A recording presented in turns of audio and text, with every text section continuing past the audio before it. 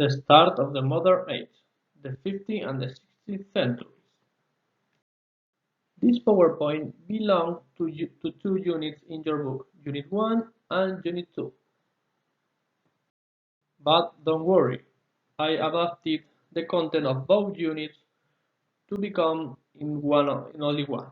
So don't worry about the length of this unit, because it's going to be exactly the same length that the previous units. This unit is the first history unit and is focused on the 15th and 16th centuries and the political, economic, social, cultural, and artistic changes that took place during these centuries in relation to the Middle Ages. It is the first period in relation to the modern age. And we are going to study different aspects related to the European countries and, and Spain in this period of our history. In the cover of this PowerPoint appear two photos. These photos are, from my point of view, the most important aspect related to this unit. One of them, in the left side, the discovery of America. The Europeans during this period started a process of expansion around the world, conquering the continent of America and during the 19th century, conquering Asia and Africa. And on the other hand, in the right side of this PowerPoint appears another picture. This picture belongs to one scene that appeared in the Sistine Chapel in St. Peter Church in Rome. The chapel was painted by Michelangelo, one of the most famous painters in the history. This picture shows the creation of Adam, the first human over the earth's surface. This human, a man, was created by God, that appears in the left side of this picture. This picture is very important because it shows one important aspect of this period, the appearance of one ideology, the humanism that we will study in the following slides. 1. Introduction. The Modern Age is the historical period from the 16th century to the 18th century. The year in which this period began is a subject of a debate among the historians. The most widely accepted dates are either the capture of Constantinople by the Turks, 1453, or the discovery of America, 1492. Its conclusion is marked by the French Revolution, 1789. The Modern Age is often divided into a number of sub-periods which have more or less homogeneous features: the 16th century or Renaissance period, the 17th century or Baroque period, and the 8th century or Enlightenment or Absolutism. The last period will be studied the next year in 4 not in this year.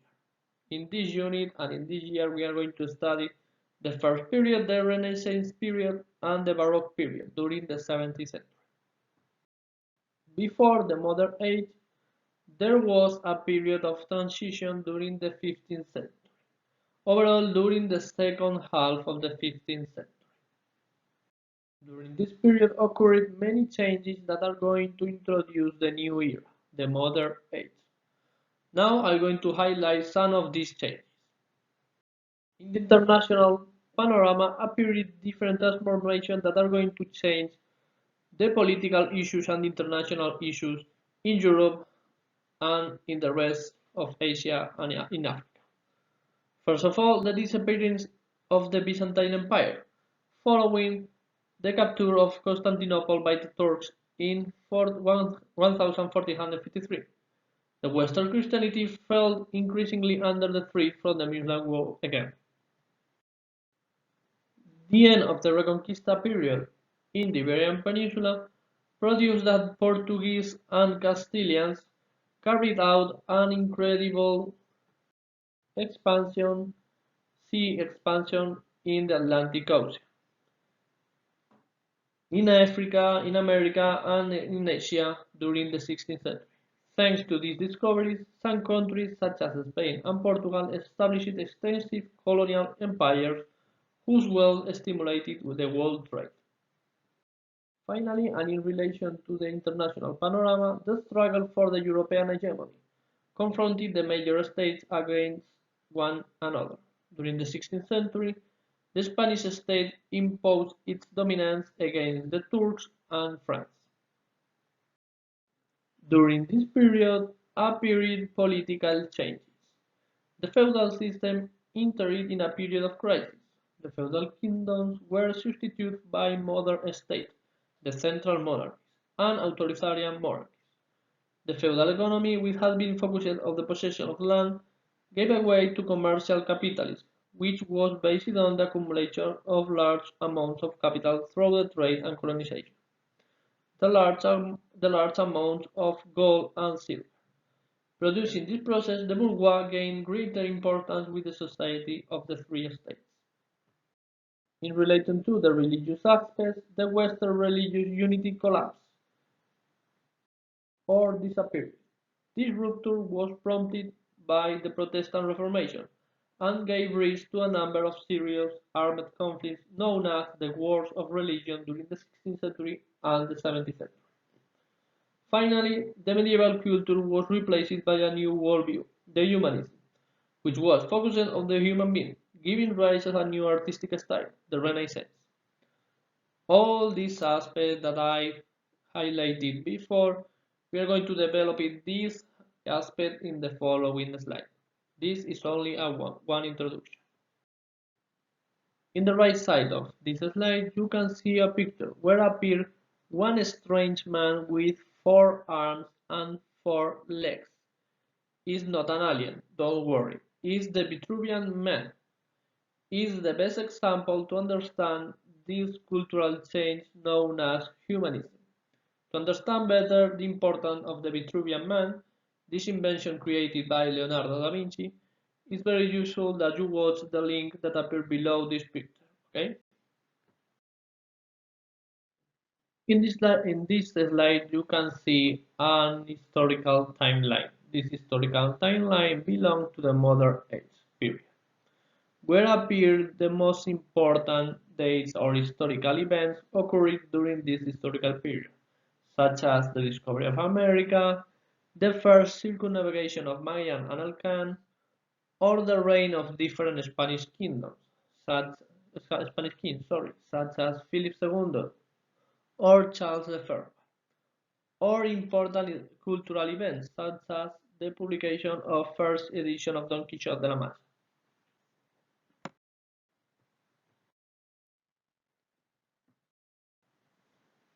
This map is very important too. It's the Ptolemaic map.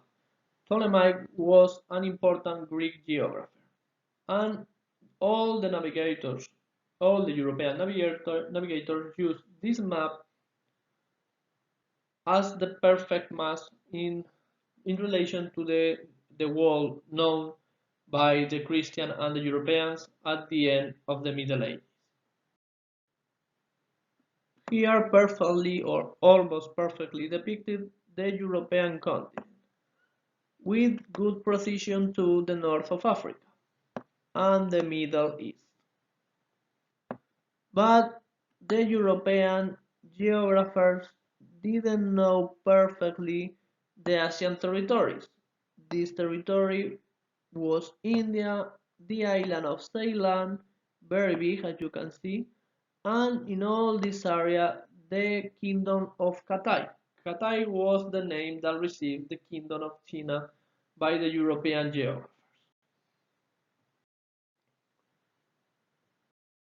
But I consider that with this map you are going to understand better this idea.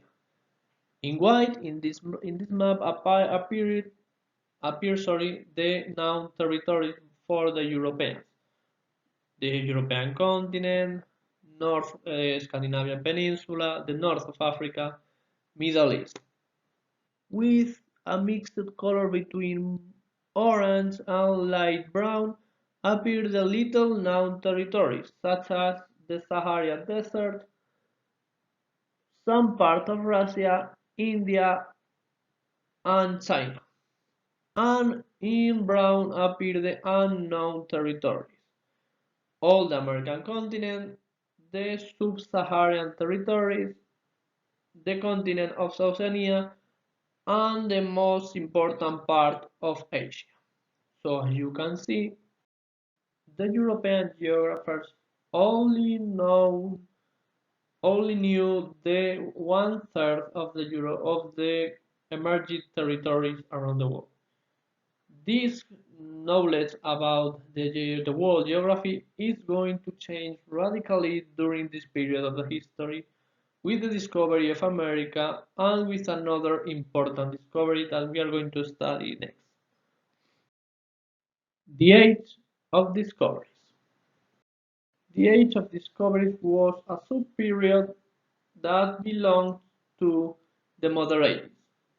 This period of the history goes from more or less the 50th century, 1450, and reached the 1520, more or less, where the European navigators and the European geographers, thanks to the discoveries of different Portuguese and Castilian navigators, increased the knowledge about the world. But the extension of European knowledge of the world and the exploration of new geographical spaces was due to a range of causes that we are going to study now. First of all, political causes. Okay? Following the conquest of the Iberian Peninsula, the Christian kingdoms continued their expansion by taking control of new territories. For the monarchs who were establishing their authority, the conquest of territories was an opportunity to acquire gold and silver, to finance their rule as well as gain personal glory. It was a way to demonstrate their power over the medieval institution. In relation to the economic consequences or economic causes, the fall of Constantinople to the Turks was closed the traditional European trade route that brought supplies of spices from Asia, not only spices, luxury products from China and India, following the Silk Road. Therefore, to bring them to Europe, it was necessary to use a new route. There was also interest in finding a new sea route to India and China, in order to bring back luxury products, silk, precious stones, as well as a route giving direct access to Sudan's gold mines and other North African products, slaves and ivory overall. Then, scientific causes. During this period, books argued that the Earth was round and much smaller than it really is. Ptolemy's geography, Pierre Sadly Imagi Mundi, were the most famous geography books during this period of the history. As a result, curious sailors considered it feasible to reach India or China by sailing westwards, not sailing eastwards. On the other hand, the technical causes. Sea navigation improved thanks to the widespread use of the compass and the improvement of the astrolabe, which enabled mariners to find their way by night, using the stars as a guide. The development of cartography provided new world maps and portolan charts, which set out the location of ports and enabled ships to navigate without needing to keep the coast in sight. Besides, in southern Spain and Portugal, new types of ships were built, such as the caravel and carrack, constructed to take advantage of the wind and withstand the big waves of the Atlantic thanks to their large sails and high gangways. Finally, the religious and ideological causes. The religious causes, the peninsular kingdoms maintaining their desire to fight against the infidel and to create alliances against them. This prompted the interest in finding the legendary Christian kingdom of Prester John, which was thought to be in Africa or surrounded by the infidel. Probably this kingdom was related to Ethiopia, the only Christian kingdom in Africa. There was also considerable interest in spreading Christianity to the new lands. In ideological causes, the cultural attitude of the era encouraged a thirst for adventure, fame, and wealth. Humanists and scholars were interested in checking the veracity of ancient texts and the accuracy of mathematical and astronomical methods. Because, as you know, probably the best way to prove something is check it. Check if this something exists. This map is related to the economic causes of the age of discovery. This map show us the Asian territories. For example, I'm going to highlight Arabia, Persia, India, and China. China is the origin of the Silk Road, one trade route that brings products from Asia to Europe. Following this route, the north of China, Mongolia, following the Turkish territories, Asia, Central Asia, Persia, and finally ending this route into important ports in Palestine and in Constantinople. When the Turks controlled all these territories, the Turks are a Muslim kingdom. The Christians decided to look for a new route to obtain the products from China and from India.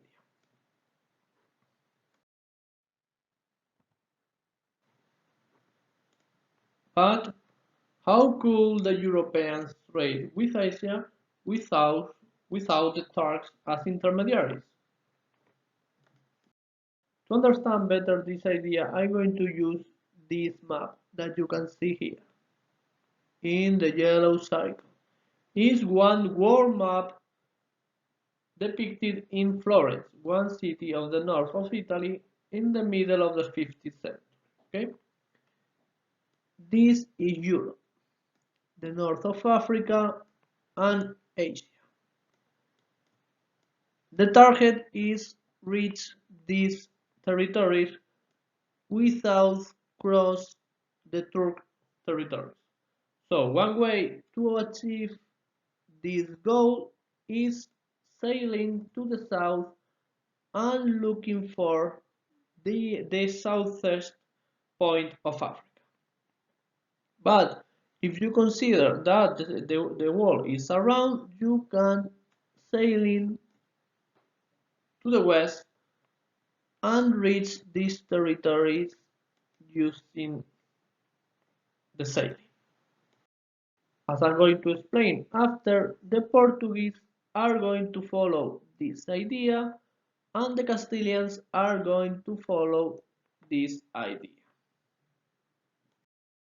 Then, related to the technical causes, in this slide appear different instruments such as the compass or the astrolabe that used the sailors to navigate around the world, and the most famous type of boats used for these sailors during this period of the Age of Discoveries, the caravels and the caravels.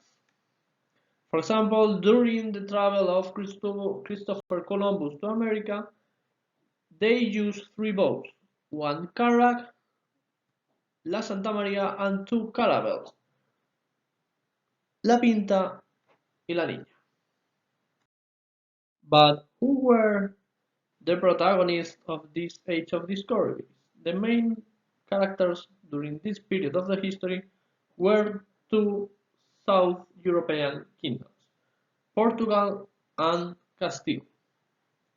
First of all, I'm going to talk about the Portuguese explorations. From the mid-15th century, the Portuguese prince Henry the Navigator encouraged the development of navigation skills and the exploration of the African coast. Portugal's aim was to gain access to Sudan gold supplies and trade with India by following the African coast. To understand better this idea, the territory of Sudan or the mythological territory of Sudan during the Middle Ages is here, okay? And India is here. On the other hand, there was a considerable rivalry with Castile in this region, but it was resolved with the signing of the Treaty of Alcazaba in 1479. The treaty granted Castile the right to conquer the Canary Islands, while Portugal was allowed to explore the African coast south of Cape Bohada. This cape is here. The Cape of Bojador is here, and the Canary Islands are approximately here. Over the course of a series of exploratory journeys along the African coast, the Portuguese occupied Madeira, Azores, and Cape Verde archipelagos. They reached the Cape Bojador in 1431 and the Gulf of Guinea in 1460. Finally, Bartolomeu Diaz rounded the Cape of Good Hope at the end of 15th century. The Cape of Good Hope is here, nowadays in South Africa. Then, in 1498, Vasco da Gama reached India. Along the African and Asian coast, the Portuguese founded colonies and built forts to oversee the trade in Sudanese gold and slaves, and also monopolized the spice trade with India and the silk trade with China.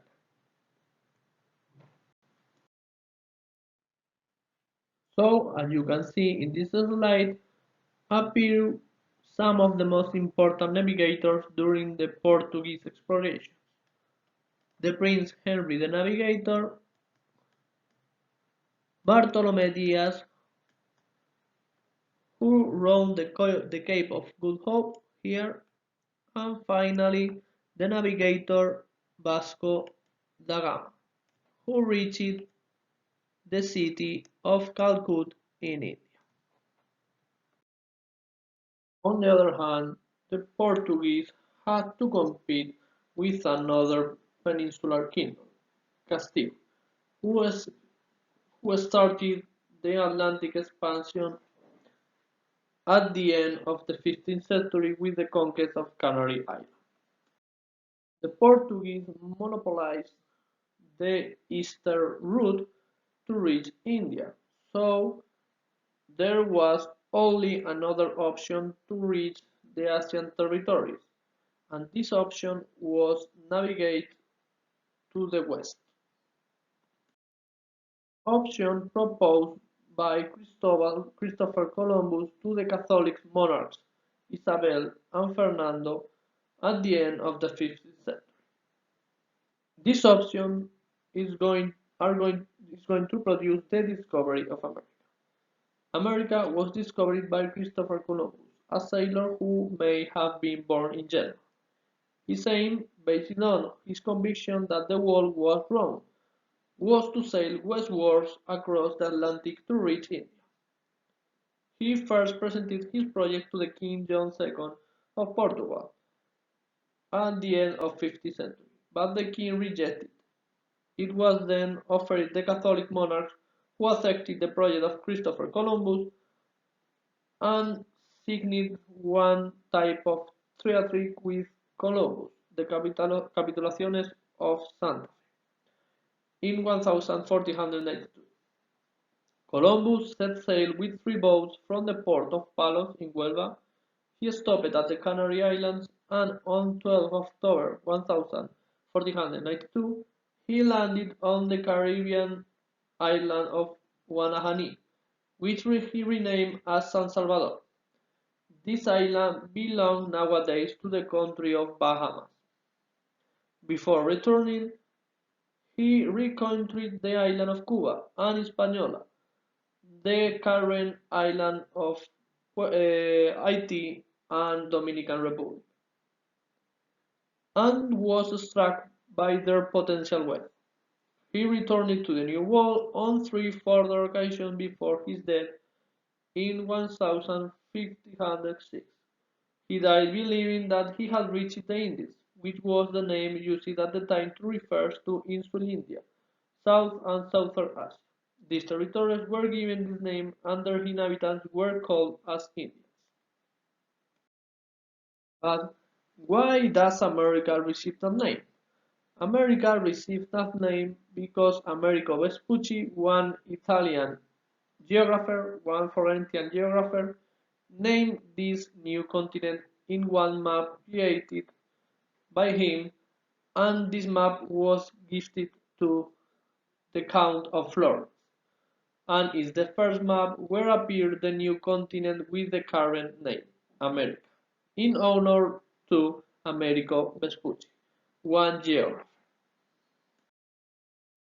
About the capitulation of Santa Fe, this treaty, this contract, this agreement between the Catholic monarchs and Columbus is very important because it's going to become in a new rule that is going to encourage the conquest of America for the Castilians. This agreement between the kings and Columbus consisted on the title of Admiral of the Ocean Sea to Christopher Columbus, the title of Viceroy Governor of any lands he might discover, the lands in America, and the 10% of the riches that he found. In exchange, the kings of Spain obtained the property of the new lands and different taxes. For example, the 50% of the trade taxes produced in America, and the 50%, no, the 20% of the gold and the silver obtained in America. This map is very interesting. This map shows us the Toscanelli's map, one map created for Toscanelli, one Florentine geographer, in 1474. This map is very interesting because probably Christopher Columbus studied this map during his different travels as a trader. According to Toscanelli, there were only 120,000 kilometers between Lisbon and Southeast Asia. The city of Lisbon and the Southeast Asia. Overall, the imaginary lands known as Katai and Zipango. Zipango is Japan, and Katai is China, and Mangi probably the Indo-Chinese peninsula. Okay, were the imaginary and mythological names that used the Europeans to refer to these territories: Zipango, Japan, and Katai, China. So Toscanelli established that you can navigate it westwards during 100,000 kilometers because, as you know, the Earth was round, reaching the territory of Zipango and the territory of Cathay. This was the reason why Columbus, when he reached San Salvador on his first voyage, thought that he had found the island of Zipango. He had found this island. Okay? And probably Christopher Columbus studied this map during his life. But as you can see, this map is wrong, okay? Christopher Columbus had reached a new continent, America, okay? So as you can see, never one mistake would change the history so much as this big mistake made by Christopher Columbus. Christopher Columbus carried out a total four voyages during his life. Okay, the first one is this line, this blue line, reaching the Bahamas Islands, and during his return reaching Cuba. Then, in red, during the second voyage, reached he reached the rest of islands in the Caribbean Sea. And then in the third and in the fourth voyage, he was looking for the continent and one pass to cross to the Pacific Ocean. He never found this pass, okay? He only found a new continent, South America and North America. If you want to know more about the first voyage of Christopher Columbus, I recommend that you watch this link of one video of YouTube where appear perfectly explaining this historical event. The discovery of new land beyond the ocean had an immediate impact across Europe. The Catholic monarchs were granted sovereignty over the Indies by the Pope, and to avoid the conflict with the Portuguese crown, they agreed the areas of influence of their respective countries in the Treaty of Tordesillas in 1494.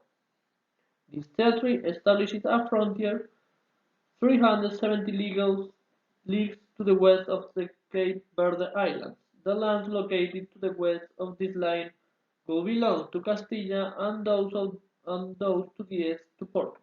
As a result, Portugal staked its claim to Brazil in 1500. During the 16th century, the successors to the Catholic monarchs granted a license to explore to other sailors, following the same agreement reached with Christopher Columbus. These sailors then explored the American coast. Then, using this type of agreement, in 1513, Vasco Núñez de Balboa crossed the Isthmus of Panama and discovered the Southern Sea, which was later renamed the Pacific Ocean. Received a name for one reason. When Vasco Núñez de Balboa watched this ocean, the sea was in calm. For that reason, decided to use this adjective to describe this sea, Pacific Ocean. Then, in 1519 and 1522, Magellan and Elcano, two navigators under the orders of Castile, completed the first voyage around the world, and thoroughly demonstrated that the Earth was round. To know more about this first voyage around the world, I recommend that you watch the link of YouTube that appears below the point New Expedition. This map shows the voyage of Magellan and Elcano across around the world. They started their travel in Seville in August in 1519. Magellan and Elcano set sail with 5 ships. Then another important mark during their travel was in October of the next year, where they discovered the Strait of Magellan, one strait that connected the Atlantic Ocean and the Pacific Ocean. In the next year, in 1521, Magellan was killed by the islanders in Philippines, and only in the next year, in September of 1522, one single ship returned to the Iberian Peninsula with only 18 survivors. Among them was Elcano, the first navigator who returned and crossed all the world, showing that the world is round. Point 3. The appearance of the modern states. With the birth of the modern age, disappeared the feudalism, the political system that predominated during the Middle Ages, whose main quote was primus inter pares. This quote means that the king was the first member of the nobility among the equals, among the rest of members of the nobility. The king ruled in one kingdom, but this king had to obey the rest of members of the nobility and had to obtain the support of these nobles. With the end of the Middle Ages and the beginning of the modern age appeared the modern state, whose name was the authoritarian monarchy. The king reinforced his power over the kingdom, and the kingdom was represented by the members of the nobility, the city, and the members of the church. The king reinforced again his power over the kingdom as a whole by imposing his authority over the nobility and limiting the autonomy of the municipalities or cities. This new way of organizing the state is referred to as the modern state. This new type of political organization was related to this ideology that we studied in the cover of this unit, the humanism. During the Middle Ages, the political system was theocratic. What is the meaning of that? That the power comes from God, and God is the most important aspect for all the rest of aspects, for the cultural life, for the economy, for the religion, and for the politics. The power comes from God to the king. This idea not disappeared at all during this period of history, but appeared as another new idea in relation to the humanism. In the humanism, the human are the most important part of the world. So for that reason, you must create a political system controlled by the humans. This first example, one ideology related to the political system, was created by Niccolo Machiavelli, one Florentine political theorist. Machiavelli, in his book The Prince, tried to intend as a book of instruction for the rulers. The book advocates the view that the goal of one government is to attain and maintain the power, and that national or state interests should have priority over the rights and interests of individuals. Machiavelli, or the aspect of Machiavelli, is this. You can find Machiavelli in this slide in this meme that says, you think that it's better to be loved than feared? Love. That is the main motto of Machiavelli. For Machiavelli, one king had to be feared to control the kingdom, not loved. The main goal of one king is be feared or hated rather than loved for the rest of members of his kingdom. The king needed different institutions and different organizations to carry out this control over the rest of kingdom. First of all, territorial unification.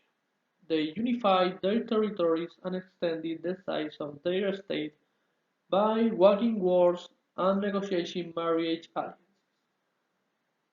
Secondly, control of the state's power.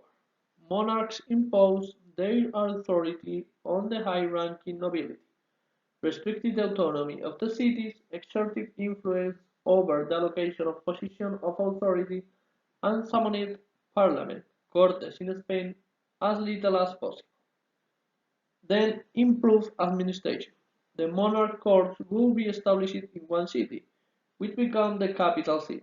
A bureaucracy of professional civil servants was created to carry out the monarch's orders, and standard taxes were levied, which provided regular incomes without monarchs having to approach parliament. Because during the Middle Ages, if one king wanted to obtain extra incomes, this king needed the approval of the parliament. In that case, if you can't collect the taxes without the help of the members of the nobility, you don't need the approval of this institution of the king. On the other hand, the creation of a permanent army. The monarch substituted the feudal troops, who were only called into service at time of war, with a permanent army that was basically made up of paid mercenaries. Finally, the organization of international relations. Diplomatic relations were established with other countries. This diplomacy was based on permanent ambassadors who were in charge of defending the monarchy's interests and resolving close conflicts in a peaceful manner. This map shows the political situation at the beginning of the 16th century in Europe. As you can see, we can stand out different important kingdoms during this period. We are going to divide the map in two parts, Western Europe and Eastern Europe. In Western Europe, we can highlight the important kingdoms of England, France, Castile, and Aragon unified under the reign of the Catholic monarchs, and in the East, we can highlight the kingdoms of Hungary, the Ottoman Empire that conquered the Balkan Peninsula after conquest, Constantinople here, Russia, Poland, and Lithuania, and in the north the Scandinavian kingdoms, Denmark, Sweden, and Norway. Point 4. Economy and society. We are going to divide this point in different aspects. First of all, the demographic changes, then the economic changes, and finally the society during these centuries. With regard to the demographic growth during the 15th century and the 16th century, the population growth was favored by improved harvests, the eradication of the plague, and relative peace.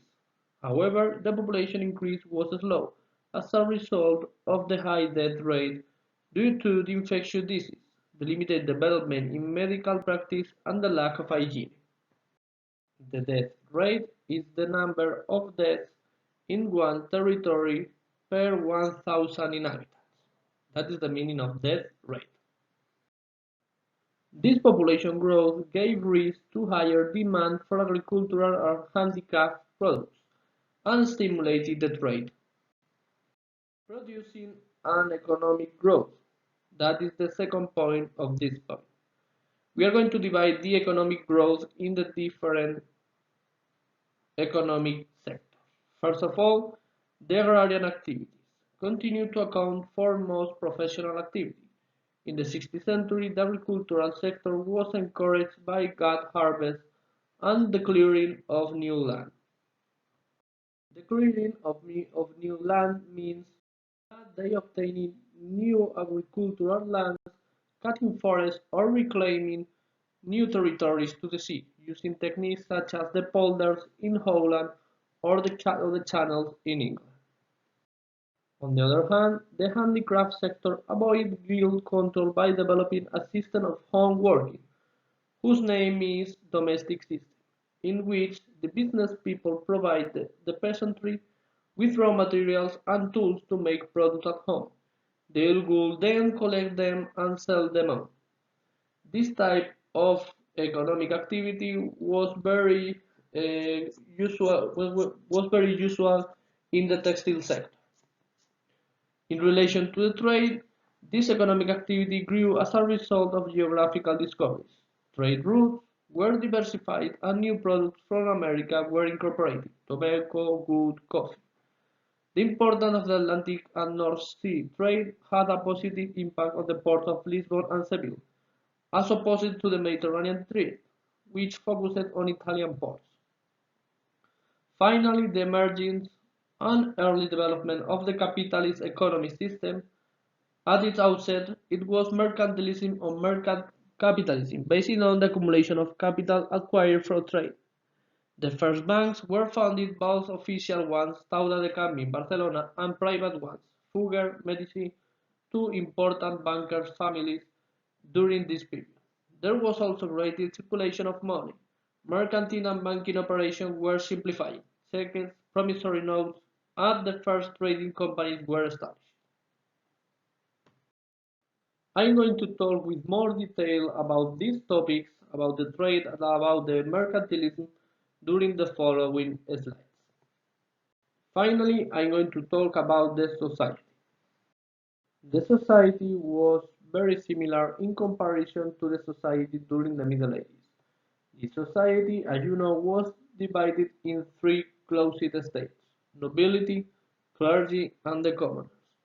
And inside the state known as the commoners, there was an important social class whose name was the bourgeois, and it's going to be very important during this period of the history. But first of all, I'm going to analyze the rest of the states. On the top of this pyramid, the nobility and the clergy, two privileged states that accepted the increased power of the monarch. Yet they continue to be the privileged states and maintaining both their economic power and privileges. Then the majority of population, the commoners, or non-privileged state. On the top of this privileged state, the bourgeois, or the rich commoners. They grew wealthier with the transoceanic trade, business dealings, and banking. Thereby, they established their social status over the other commoners, and especially the urban groups consisting of minor artisans, merchants, and waged workers. On the other hand, the ennoblement process increases the differences between the rich bourgeois, Atlantic traders and bankers, and the lower bourgeois, artisans and waged workers. What is the meaning of ennoblement process? Process that appear in this pyramid here.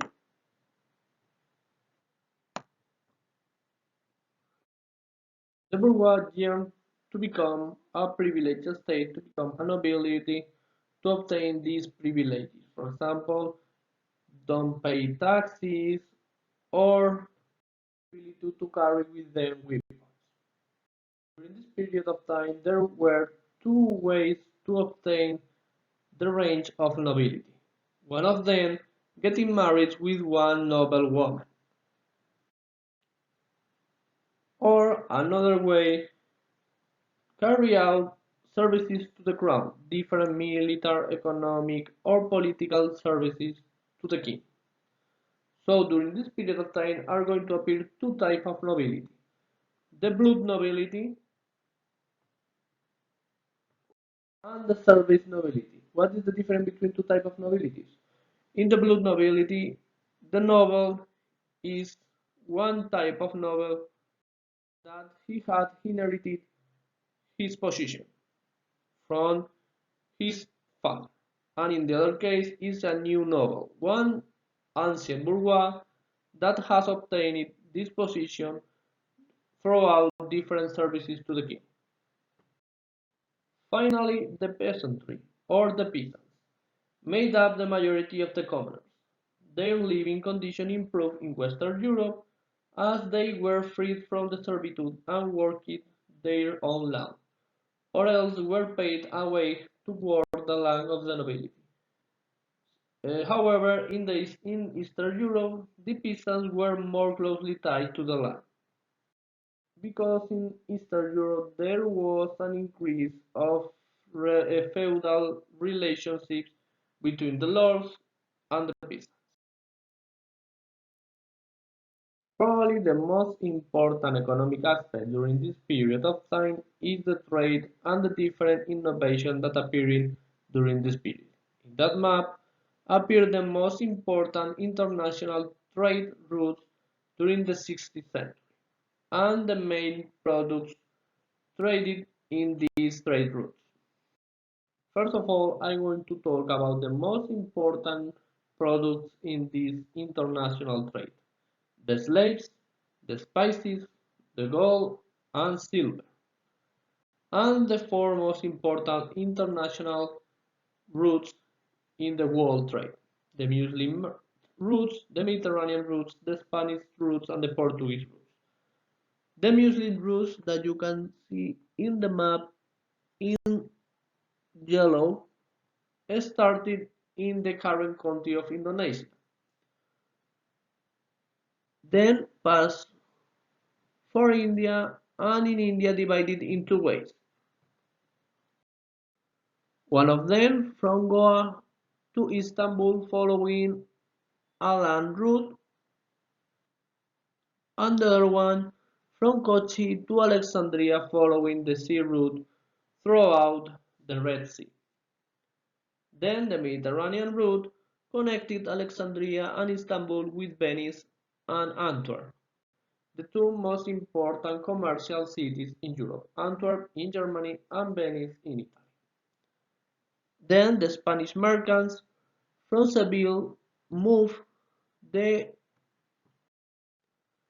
from Seville to Havana in the Caribbean Sea, and then from Havana to Veracruz and Acapulco, and from Acapulco to Manila in the Pacific Ocean.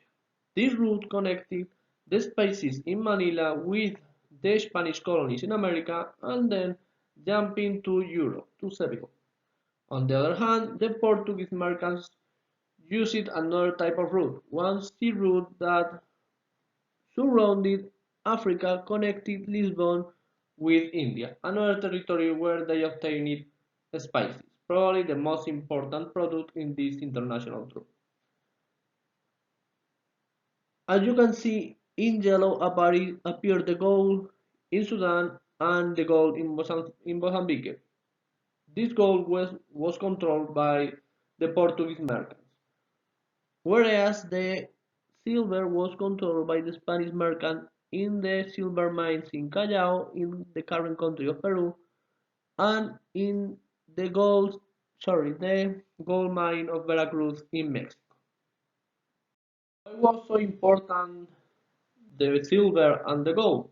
Because their first model of capitalism was based on the accumulation of these two metals, the gold and the silver. The name of this is the mercantilism. This type of capitalism was very simple. The more precious metals, the richer a kingdom was. If one kingdom accumulated more metals, are going to be wealthier in comparison to the rest of kingdoms. And as I told you in the previous slide, during this period of the history appeared some inventions very common nowadays, such as the banks, the checks, the promissory notes, and the trading companies. In this slide, you can see perfectly how works one promissory note, following four steps. In the first one, for example, one merchant in Florence must pay 400 florins, florin is the coin used in Florence during this period of history, to one draper artisan in Bruges. Bruges is one city in Flanders, in the north of Europe. Florence is in the north of Italy. But he doesn't want to travel loaded with coins. It is very dangerous. In the second step, the merchant goes to a banker in Florence and deposits the money, receives a bill of exchange and a document that gives the order to a banker in Bruges to give the money to a draper. In the third step, the merchant travels to Bruges with the bill of exchange and gives it to the artisan draper as a payment for the merchandise. In the last step, the draper artisan goes to the banker in Bruges. He gives the banker the bill of exchange and receives the equivalent of 400 florins in local currency, in the local coin in Flanders. Point 5. Culture and religion. Humanism and religious conflicts. As I explained in the introduction of this unit, during this period of the history we are going to see an incredible process of changes in the culture of Europe and in the religion of Europe. First of all, I'm going to talk about the changes produced in the culture field during this period of the history. During this period are going to predominate is going to predominate, the cultural idea known as humanism. This idea is a cultural philosophy that seeks the intellectual development of mankind, based on one theory. If God created the man and the natural environment, the best way to reach God is trying to understand the most important creation of God, the man and the natural environment. So that is the focus of this ideology, the humanism. Two important characteristics. The first one, The classical antiquity was taken as a model. The philosophical, literary, scientific, and artistic works produced by the Greeks and the Romans were studied, disseminated, and used as a source of inspiration. Inspiration. They didn't copy the Romans and they didn't copy the Greeks. They tried to get over the Romans and the Greeks. The second idea is the anthropocentrism. In the medieval period, a theocentric view of life prevailed in which God was conceived as being of the center. God was the center of the God of the universe during the Middle Ages. The humanists or intellectuals during this period, in contrast, advocated an anthropocentric view, along with human values such as freedom and reason. They also defended the values of the classical world: individualism, the search of earthly honor, success, fame, prestige, and power. So, for the humanism, the man was the center of the universe. In consonance with this philosophy, during this period,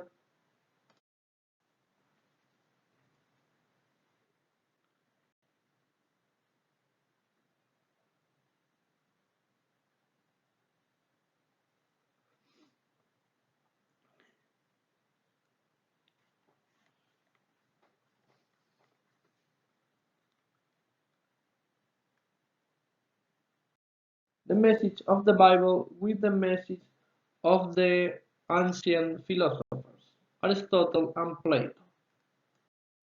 He supported the idea that the church had to return to the ideas during the first period of Christianity, where the Christians were poor, humble,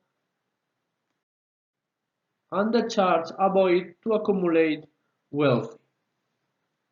In a clear criticism against the church during this period of the history. There were two origins for the humanism during this period: the territory of Flanders in the current countries of Belgium and the north of Italy. But the humanistic thought spread all across Europe between the 15th and the 16th century, using different ways and different transmission media. For example, the journeys undertaken by humanists which permitted the exchange of ideas between intellectuals from different countries. The foundation of academies, which disseminated knowledge about classical culture, and the invention, overall probably the most important aspect, the invention of printing press, which means books could be produced in greater numbers and at lower prices. If you want to understand how works one printing press, you must link in the link of YouTube that appear below in the point spread of humanism. This link that you can see here. Sorry, I'm going to run with red. Okay, this one. Now I'm going to explain all the elements that you can watch in this slide. First of all, the map. This map shows the main humanistic schools and the development of the printing press. We cannot understand the centers of knowledge without the books. So for that reason, we are going to link the humanistic schools and the printing press. As you can see in the map, the printing press was invented by Gutenberg in the city of Mainz in 1452. 55, sorry.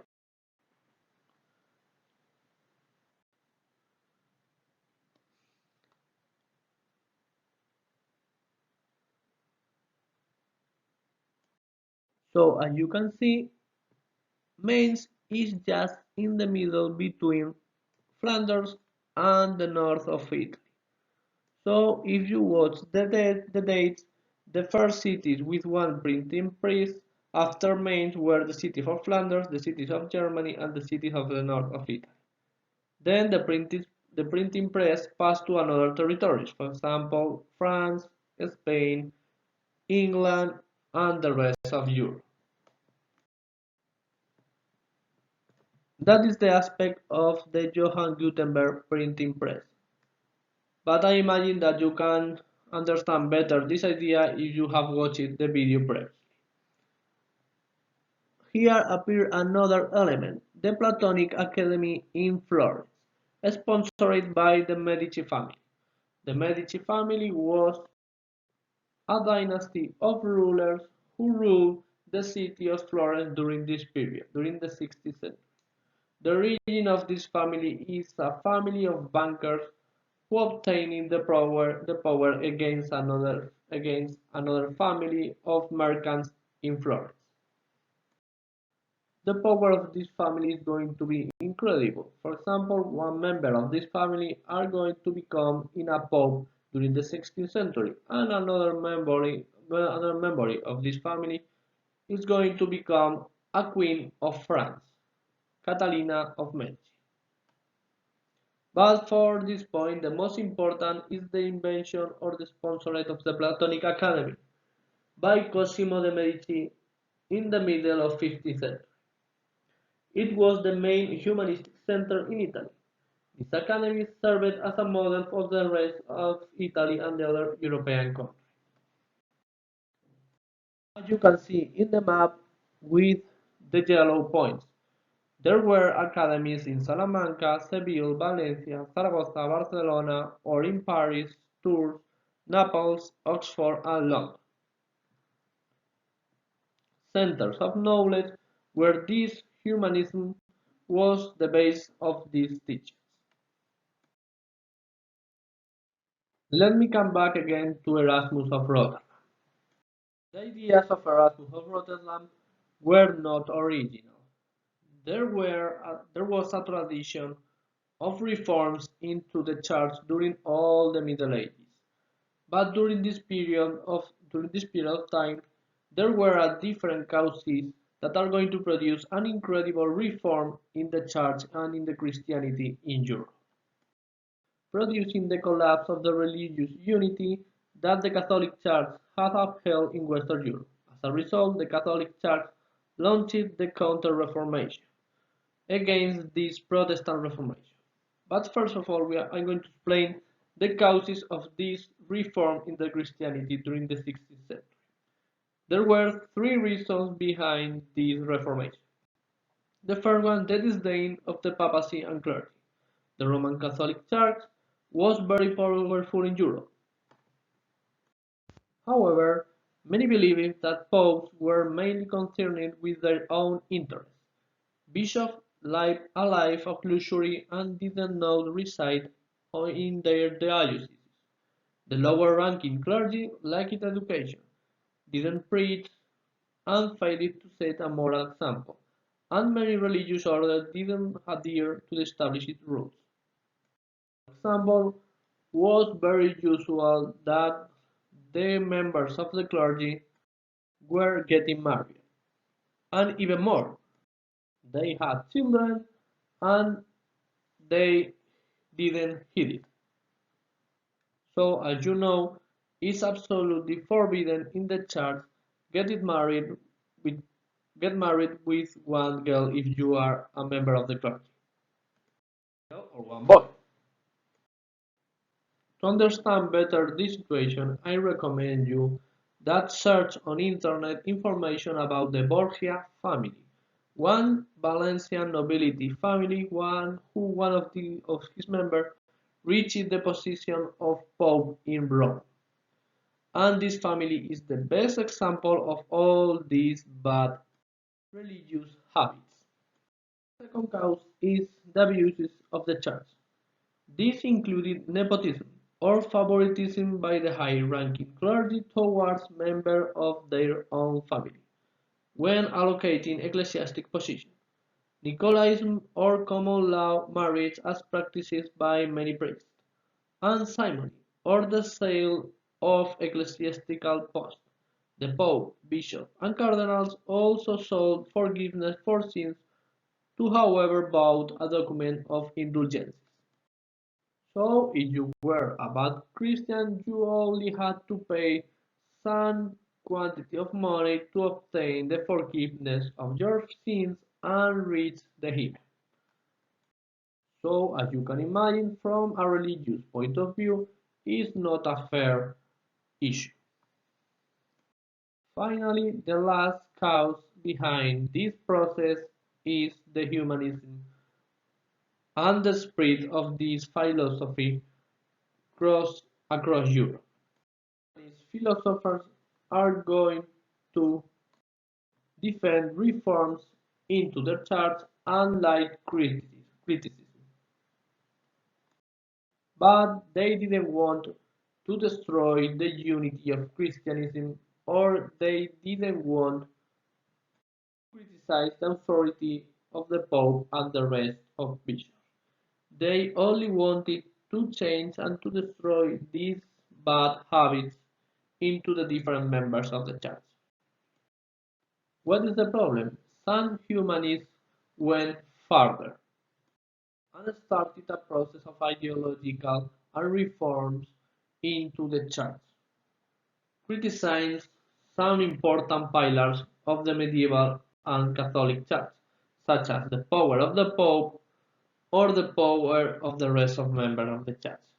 Because, as you know, the main power of one member of the Church, the main power of one member of the clergy, is that the priests are the intermediaries between God and the rest of people. As I told you before, this reformation process are going to produce the breaking of the unity in the Christianism in Europe, appearing different type of Christians in Europe. First of all, the Protestant Christians with the Lutheranism, the Calvinism, and the Anglicanism. I'm going to explain these three types of reformists in Europe. And then the Orthodox speaks, the Catholicism, or the Christians that are going to maintain the same ideology and the same organization in the church that during the Middle Ages. First of all, I'm going to talk about the Lutheran Reformation. The renewal of the church began in Germany, where the Augustinian monk Martin Luther rejected the sale of indulgences carried out by the Pope Leo.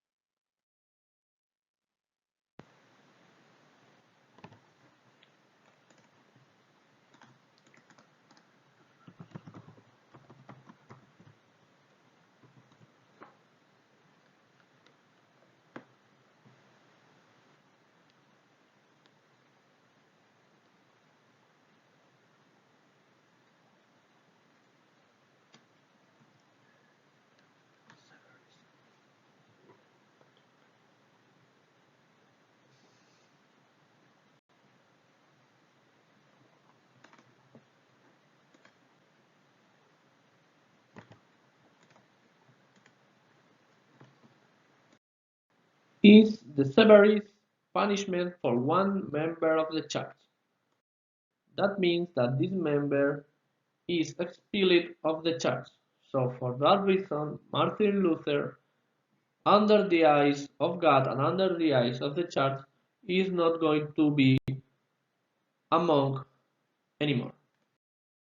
But Martin Luther obtained the support of one German priest, and his ideas spread through a number of German states and Central and Northern Europe. On the other hand, we have the Calvinist Reformation.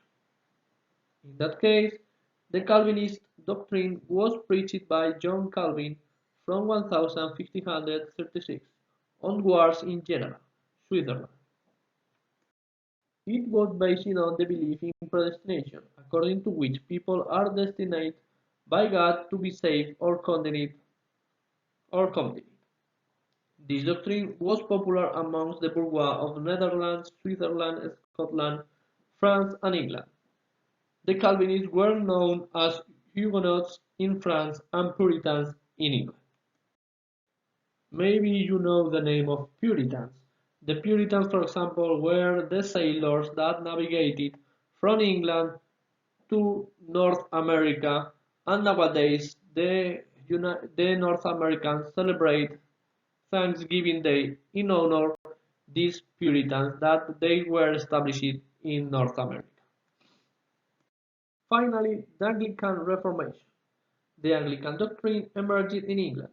In 1534, the King Henry VIII declared himself head of the Church of England, following the papal rejection of his request for a divorce from his wife, Catherine of Aragon. So, as you can see, in the middle of the 16th century, there were four ideas about the Christian religion in Europe: the Lutherans, the Calvinists, the Anglicans, and the Catholics. To stop the spread of the Protestant Reformation in Europe, the Catholic Church began its own reform, known as the Counter-Reformation. It had two principal features: the Council of Trent, 1545 and 1563. The council was created by the Pope Paul III, and it defined the Catholic doctrine. The original idea was create an assembly and and, invite the rest of Christians of Europe, invite the Lutherans, invite the Calvinists, and invite the Anglicans to reach an agreement to create a new unity in the Christianism. This is the theory. But in reality, in fact, this council was created to define the new Catholic Church against the rest of churches in Europe, against the Lutheran Church and against the Calvinist Church. The new Catholic Church are going to establish some characteristics. First of all, only the church can interpret the Bible. The salvation by faith and merit. If you are a good Christian, you are going to obtain the salvation. Supporting the seven sacraments. Encouraging the cult to the Virgin and Saint, and establishing seminaries to educate the new members of the church. The second pillar of this Counter-Reformation was the Society of Jesus. It was founded by Saint Ignatius of Loyola in 1540 and was an important source of support for the Counter-Reformation. Its members had to swear a special vow of obedience to the Pope. They received some theological training and dedicated themselves to preaching and education. The Jesuits are going to be the protagonists of the spread of Christianism around the world. Overall, in America, as you can see in this photo, in the picture or photo that you can see in the right side of this slide, where appear one Jesuit priest surrounded by American natives in Paraguay. This picture belongs to one famous movie whose name is The Mission, that I recommended a lot.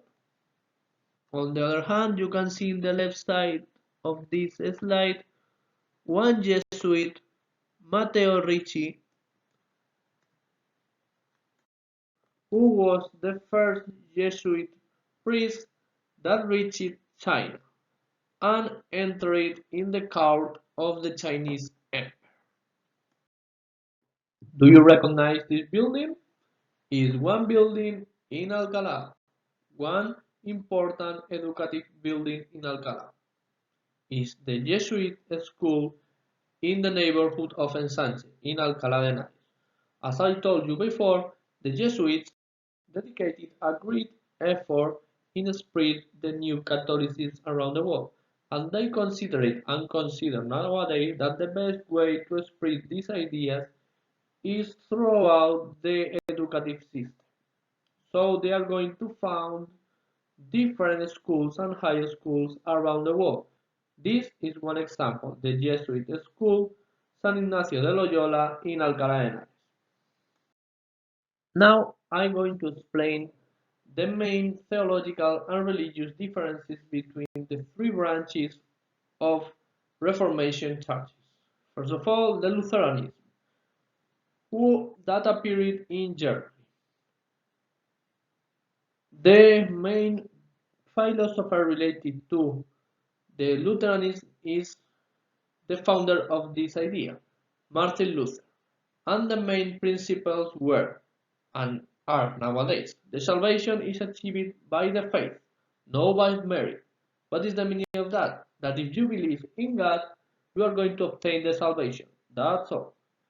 The individual interpretation of the Bible. As I told you before, the members of the church were the intermediaries between God and the humans.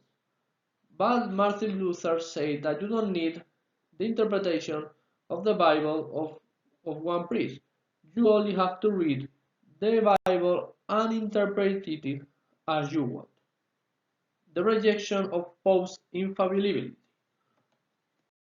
That means that the Pope is human and the Pope make mistakes. But the medieval religious aspect avoid to talk about this topic. The Pope, according to their Catholic beliefs, is someone that didn't make mistakes. They only believe in two sacraments, the baptism and the Eucharist. And finally, they forbidden the cult of the Virgin and the saints. The second branch is the Calvinism, originated in Switzerland by John Calvin, based on the idea of predestination. The salvation is predetermined by God. It can be achieved by merit or faith. What is the meaning of that? Before your birth, God decides your future. And you cannot see and you cannot know your destiny until you die. But during your life, God can give you some hints to know if you are a good Christian or you are a bad Christian, or if you are predestinated to reach the heaven or you are predestinated to go to the hell. And finally, the Anglicanism, where the king or the queen of England is the head of the Church of England. The king is the leader of the church, not the pope. The salvation is achieved by faith, but not by merit. Similar idea that the Lutheranism ban forbid the cult of Virgin and the saints.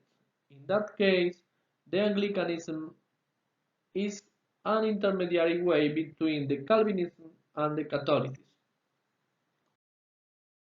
In that slide, you can see the aspect of the three most important leaders of this religious reformation during this period: Martin Luther, John Calvin, and the King Henry VIII. After the Reformation, the Christianity was divided into three main branches: the Christian Church, Roman Catholic, the Orthodox Church, and the Protestant churches, Lutherans, Calvinists, and Anglicans. The religious differences caused by the Reformation led to armed encounters between the different European countries and increased the religious intolerance. So during the 16th century and the 17th century, we are going to find many wars and many conflicts whose origins were the religious aspect. I'm going to show you the religious situation at the beginning of the 17th century in Europe.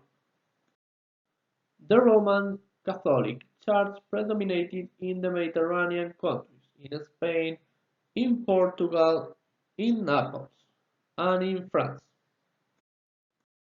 and its presence was very important in some territories such as Poland, Lithuania, and Hungary. But the difference with these territories is that in these territories there was an important minority of people who supported the Protestant ideas, overall in Romania and in Hungary. On the other hand, the Protestants were very important in the Scandinavian countries, in Norway and in Sweden, and very important in Germany too. Finally, the Calvinists were very important in Netherlands and in Switzerland, with important, rich and influential minorities in Germany and in France.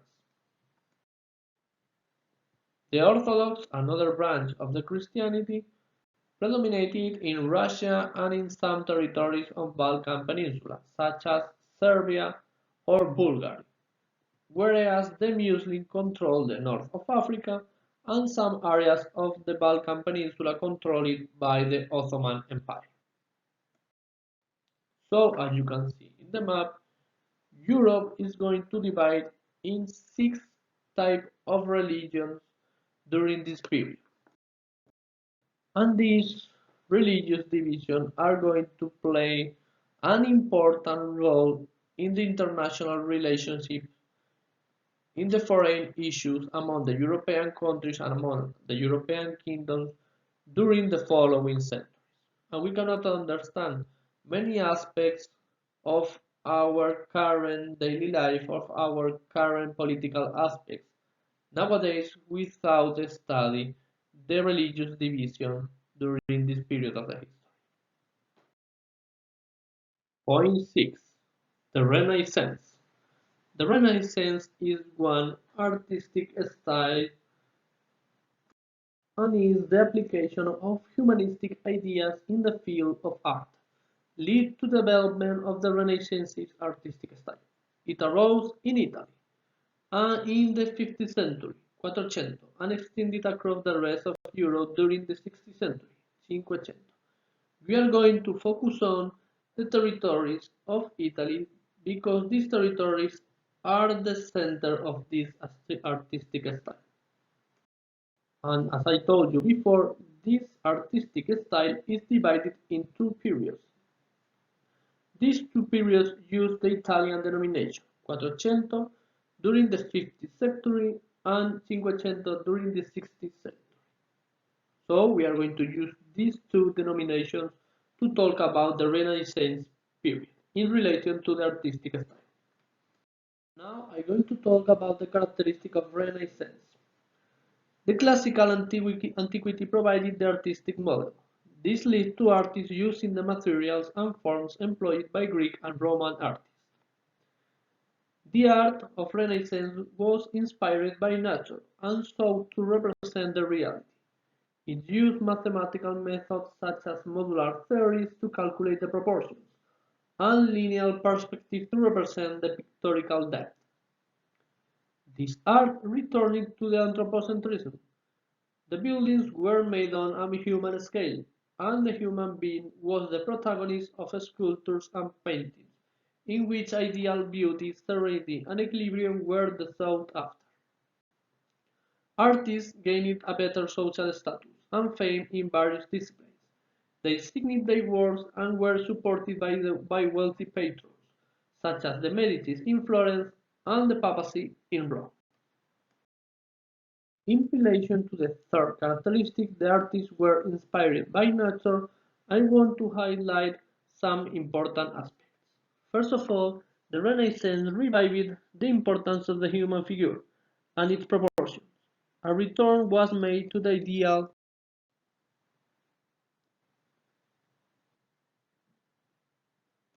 Now I'm going to talk about another important mathematical method, known as the linear perspective. The linear perspective is used to create sense of depth. It consists of a series of lines that converge at a single point, the line of sight or vanishing point, located at the limit of viewer field of vision. This type of perspective was applied in paintings and many types of buildings. For example, in the Church of San Lorenzo built by Brunelleschi in Florence, all the lines converged at the single point, the alpha. Probably you know this aspect because you have studied this aspect related to a linear perspective in the subject art and crafts. Once we have finished this point, I'm going to explain the three most important artistic fields: architecture, sculpture, and painting. Architects were inspired by classical models. They used the stone as a building material, and they used the Greek and Roman architectonic orders, semicircular arches, and both flat and vaulted roofs.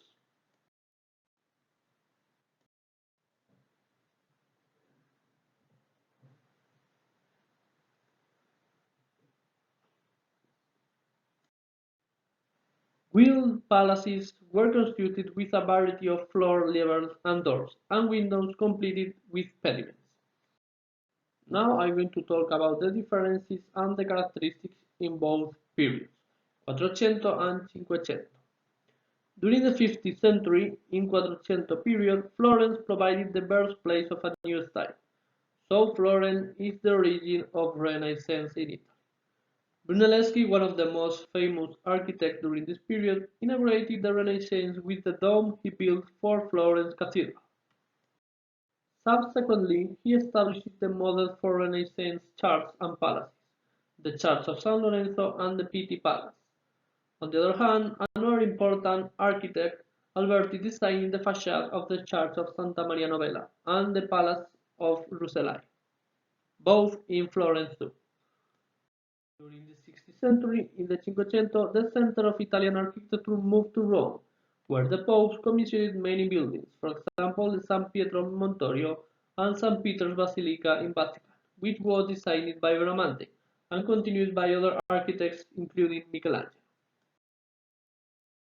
In this slide, you can watch the best example of Quattrocento buildings created during this period.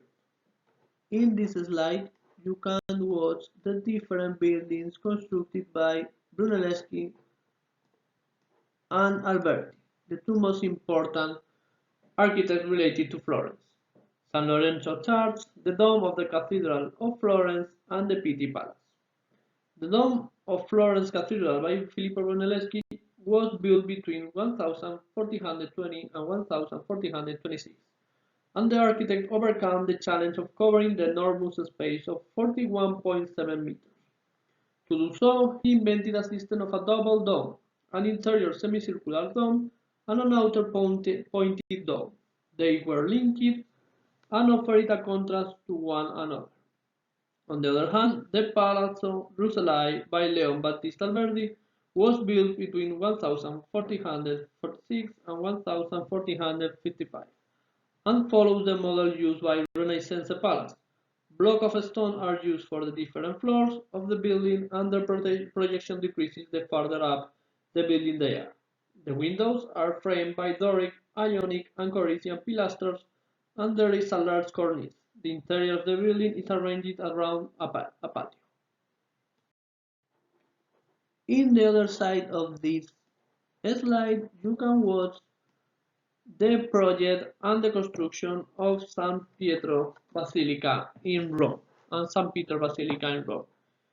This building is very important to understand the Renaissance because this building supposes the compendium or the sum of all the invention and all the innovation produced during the Quattrocento and during the Cinquecento for the different architects and this period.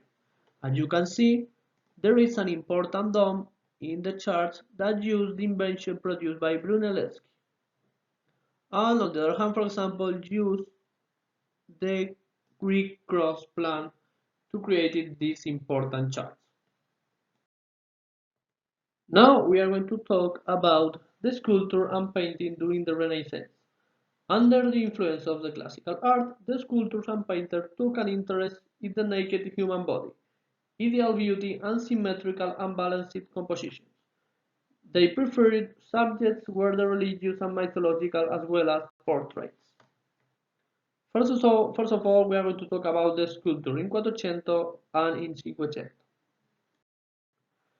During the Quattrocento, the most celebrated sculptors were Ghiberti for his reliefs of the Gates of Paradise at the Baptistery of Florence Cathedral, and Donatello for sculptures such as David, Saint George, and the Condottiero Gattamelata, the first equestrian statue made in Italy since the Roman period.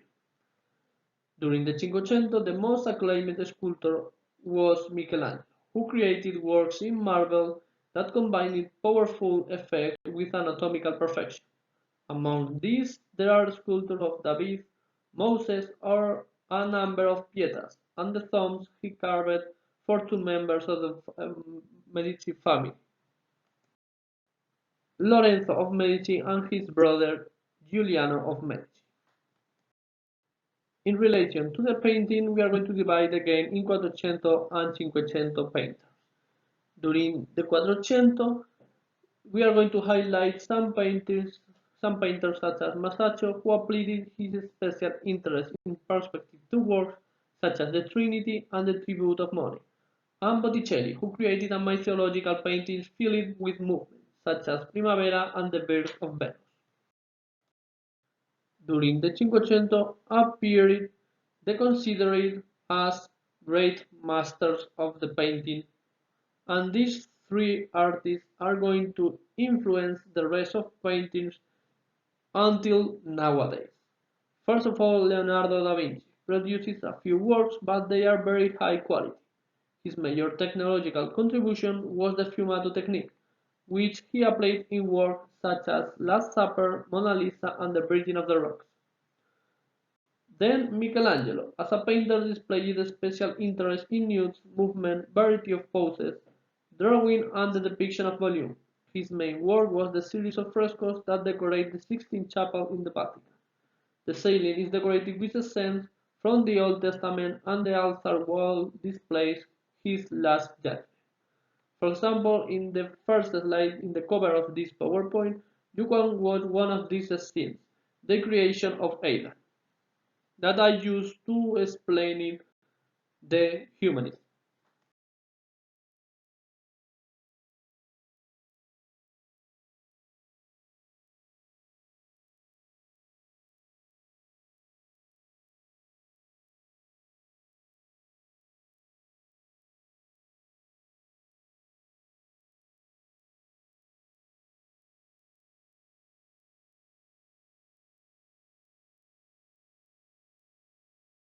The best way to understand perfectly the sculpture and the painting is watching it. For example, in this slide you can watch one little part of the Gate of Paradise created by Ghiberti.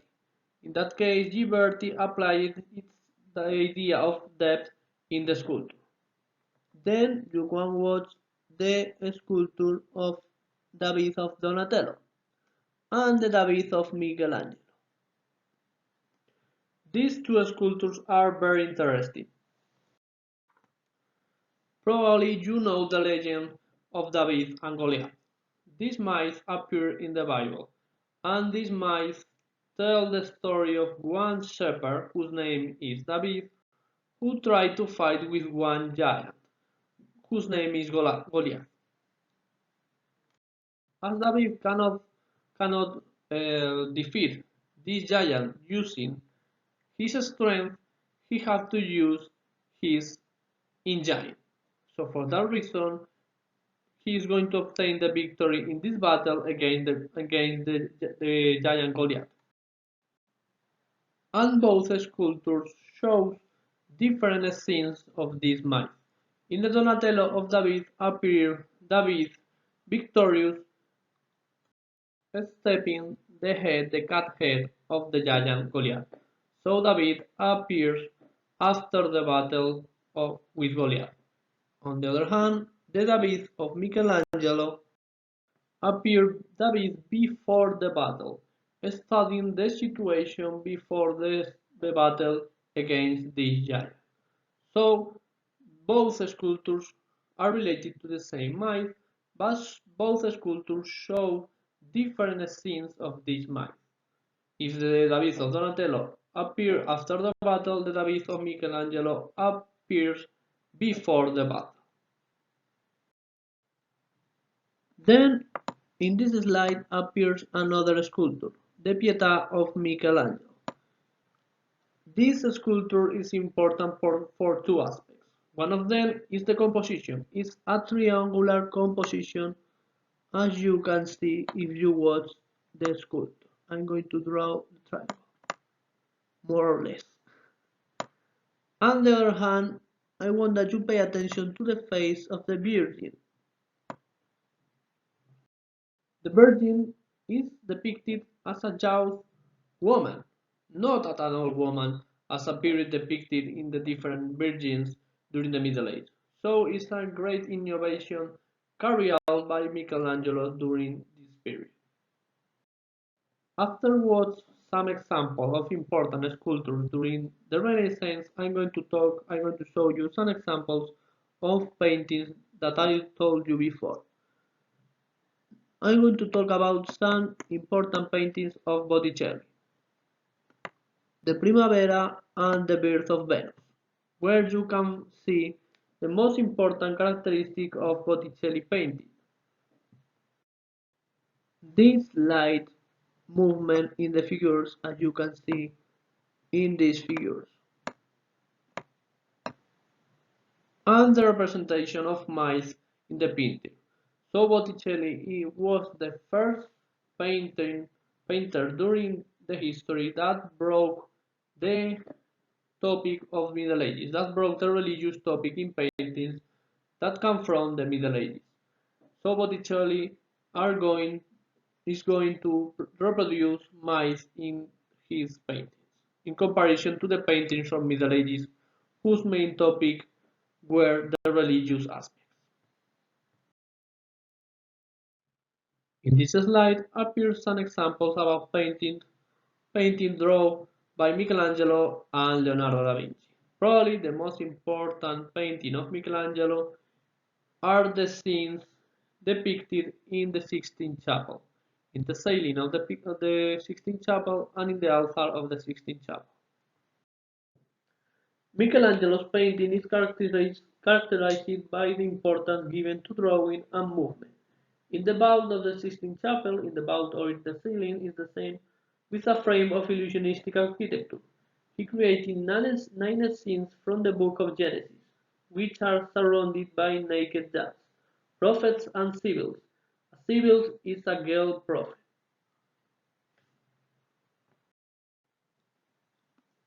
And Michelangelo is considered the inventor of this artistic method, whose name is trampantojo, where the paintings use and depicted architectural forms to create an illusion of space in the interior of one building. And during the following artistic period, the Baroque, this trampantojo is going to be one of the most famous methods used for the paintings to decorate the interiors of the palaces. Finally, Leonardo da Vinci, as I told you before, he was one of the most important painters during the Cinquecento. He produced a few works, but they are, as I told you before, a very high quality. Probably the most famous painting of Leonardo da Vinci was the portrait of one girl whose name was the Gioconda. Received that name, there are some theories explaining the origin of the name of this painting. But probably the most realistic says that Gioconda was the wife of Giocondo, one important noble of the north of Italy. Another famous painting of Leonardo was The Last Supper, that you can watch in this slide here, in this red circle. With the Renaissance art, we have finished the first part of this unit, about the 15th and the 16th centuries in the world, focus on the continent of Europe. Now we are going to study the 60th and the 50th centuries, focus on the Iberian Peninsula and focus on in Spain. So we are going to talk about political aspects, religious aspects, cultural aspects, and economic aspects in relation to Spain. So this point is point 7, Spain during the 15th and 16th centuries. During this historical period, some Spanish kings created an incredible empire that controlled many territories around the world, in America, in Africa, or in Asia. We are going to study the origin of this Spanish empire around the world with the Catholic monarchs Fernando and Isabel, the splendor of this historical period with the reigns of Charles I and Philip II, and in the next unit, if we have enough time during this strange term, we will study the decline of this Spanish Empire with the reigns of Philip III, Philip IV, and Charles II. All these kings appear depicted in this slide in this timeline, and all these kings from Carlos to Carlos II belong to the dynasty known as the Habsburgs, or in Spanish the Austrias, because the origin of this family of kings is the territory of Austria in Central Europe. Now in this map you can watch the routes followed by the Jews, by the expelled Jews from Spain to the rest of territories in Europe. As you can see, not only Spain expelled the Jews out of its territory.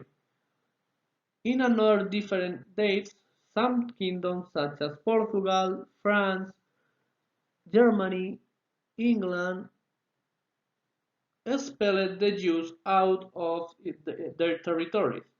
So as you can see, the persecution of Jews, it was a common idea and a common practice in many territories and in many kingdoms during this period of the history.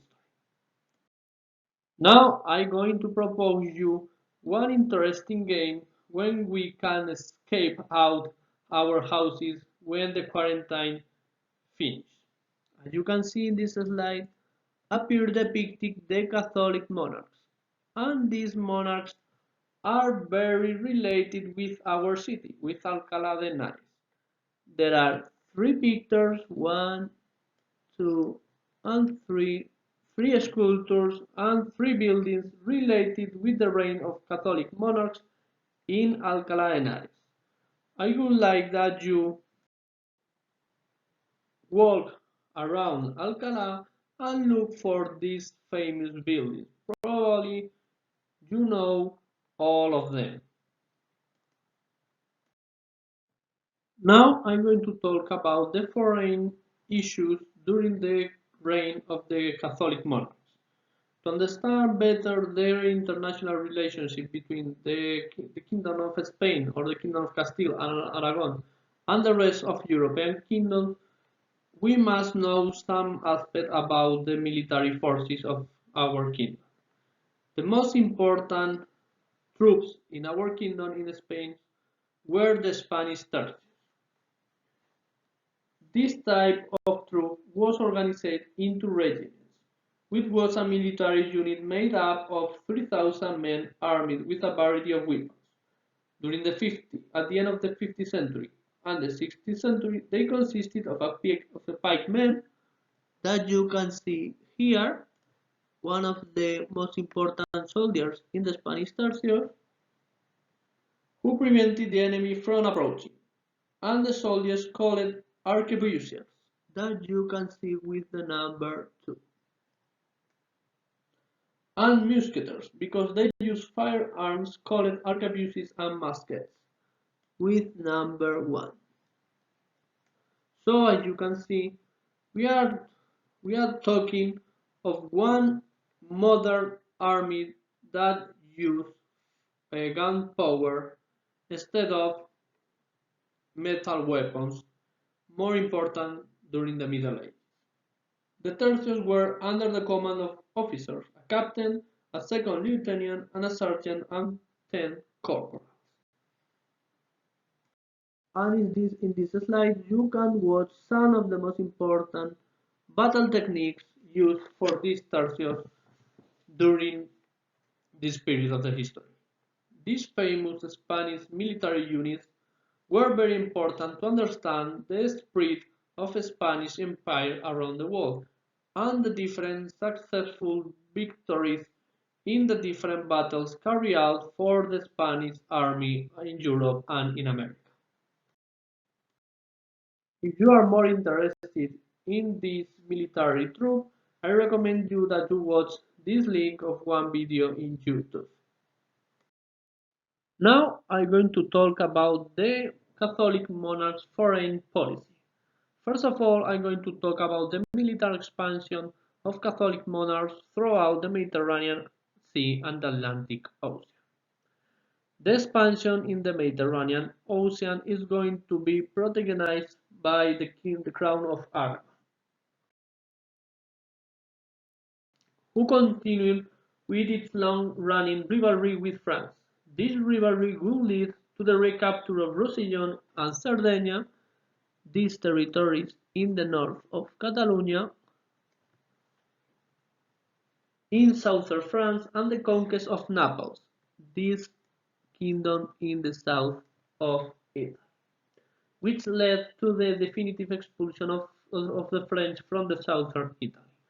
On the other hand, Castile are going to lead the expansion in the Atlantic Ocean, with the conquest of Canary Island and the discovery and conquest in America. On the other hand, Castile are going to conquer the Muslim Kingdom of Granada and the Kingdom of Navarre. But Castilla and Aragon are not going to use the military actions to spread its territories. Castilla and Aragon and the Catholic monarchs are going to carry out an important foreign policy based on marriage alliances. These marriage alliances are going to be the basis for the future Spanish Empire in Europe. We are going to explain the origin of the Austria dynasty in Spain. The Catholic monarchs are going to establish different marriage alliances with different kingdoms in Europe. I'm going to highlight the three most important.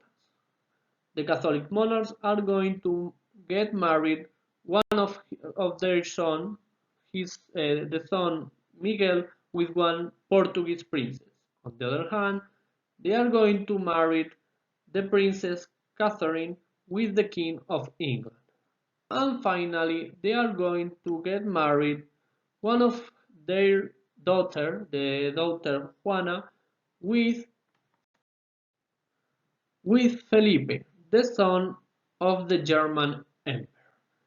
This marriage is going to be the origin of the Austria dynasty ruling the crown of Castilla and the crown of Aragon. The Hispanic monarchy. The origin of the Hispanic monarchy is related to the Catholic monarchs. In 1501 died Isabel, and in 1512 died Fernando de Aragon, and the control of the kingdom passed to the Cardinal Cisneros during a period of regency. In 1416, the kingdom was controlled by Charles I, the grandson of the Catholic monarchs, because his mother was declared by the kingdom, by the Castilian court, as mad, so she could not control and rule the kingdom for two reasons. She was considered mad and she was a girl. So the control of the Spanish kingdom passed to Charles I. the new king of Spain, who is going to inaugurate the new period of the Spanish history, the Hispanic monarchy. During this period, Spain and more territories are going to be ruled by two kings, Charles the First one and Philip the Second one. They are going to consolidate the authoritarian monarchy created by the Catholic monarchs, and they are going to spread the Hispanic hegemony in the world. Started the period considered as the Hispanic Golden Age. They addressed numerous internal conflicts and governed an extensive empire, which enabled them to impose the Hispanic hegemony around the world. However, it gave rise to a constant series of foreign conflicts against another European kingdoms and against the new kingdoms found in America.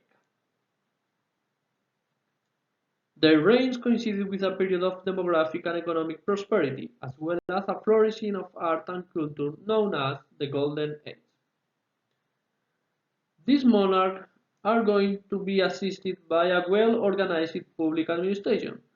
This included royal secretaries who were responsible for studying important matters and giving advice to the monarch, councils which undertook the governance of specific territories, Council of Castilla, Aragon, and the Indies, or were in charge of specific matters, Inquisition.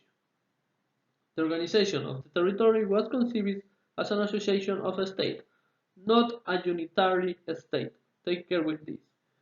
The Spanish monarchy was more similar to one multinational than to one unified kingdom. The territories maintained their own institutions, laws, and customs as in the Catholic monarch reign. In each territory, the monarch was represented by a viceroy, who had a range of powers, including the summoning and overseeing the different kingdom assemblies. And you can see in this slide appear depicted both kings, Charles the First and his son Philip the Second. To understand better the arrival of Austria dynasty in Spain, we are going to study the familiar tree of this dynasty. The origin of this dynasty comes from Maximilian, the Emperor of Germany, and his wife Maria de Borgoña. On the other hand, the grandparents of Charles, the mother grandparents, Fernando de Aragon and Isabel de Castilla. Then the father of Charles the First one, Felipe el Hermoso, and his mother, Catalina de Aragon. They got married and appeared Charles the First. As I told you before, Catalina Aragon, the original inherit of the Castilian kingdom after the death of Isabella, was declared mad. So for that reason, the kingdom passed to her husband, Felipe. But he died, so the kingdom passed to Charles the First one and the fifth of Germany, because he was the inherit of the German Empire too. Charles got married with Isabel of Portugal and appeared his son Felipe II. Thanks to this marriage between Charles and Isabel, Philip II is going to be declared the King of Portugal too.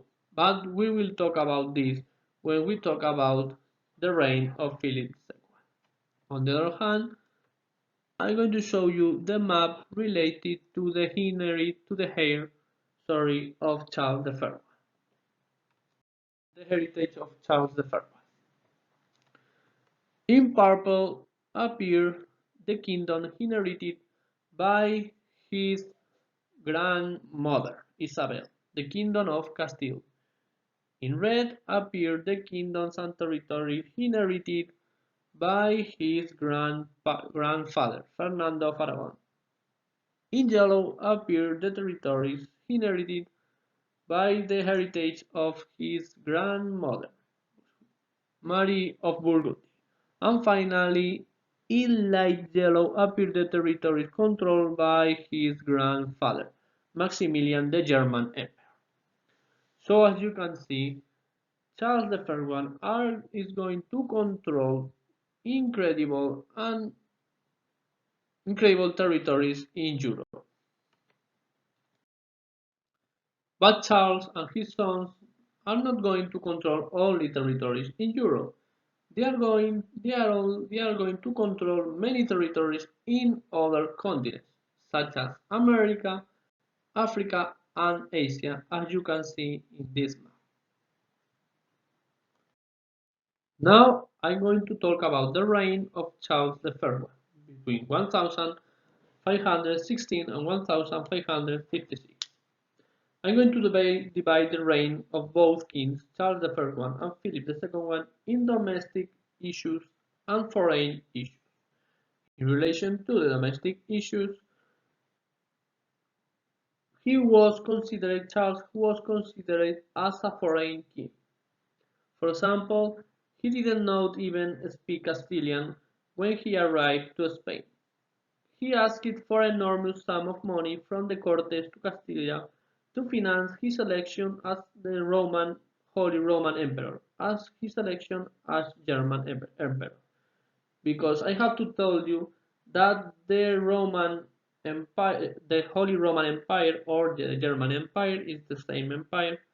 The emperors were elected by the rest of princes of this kingdom. It's an elective monarchy, not an heritage monarchy.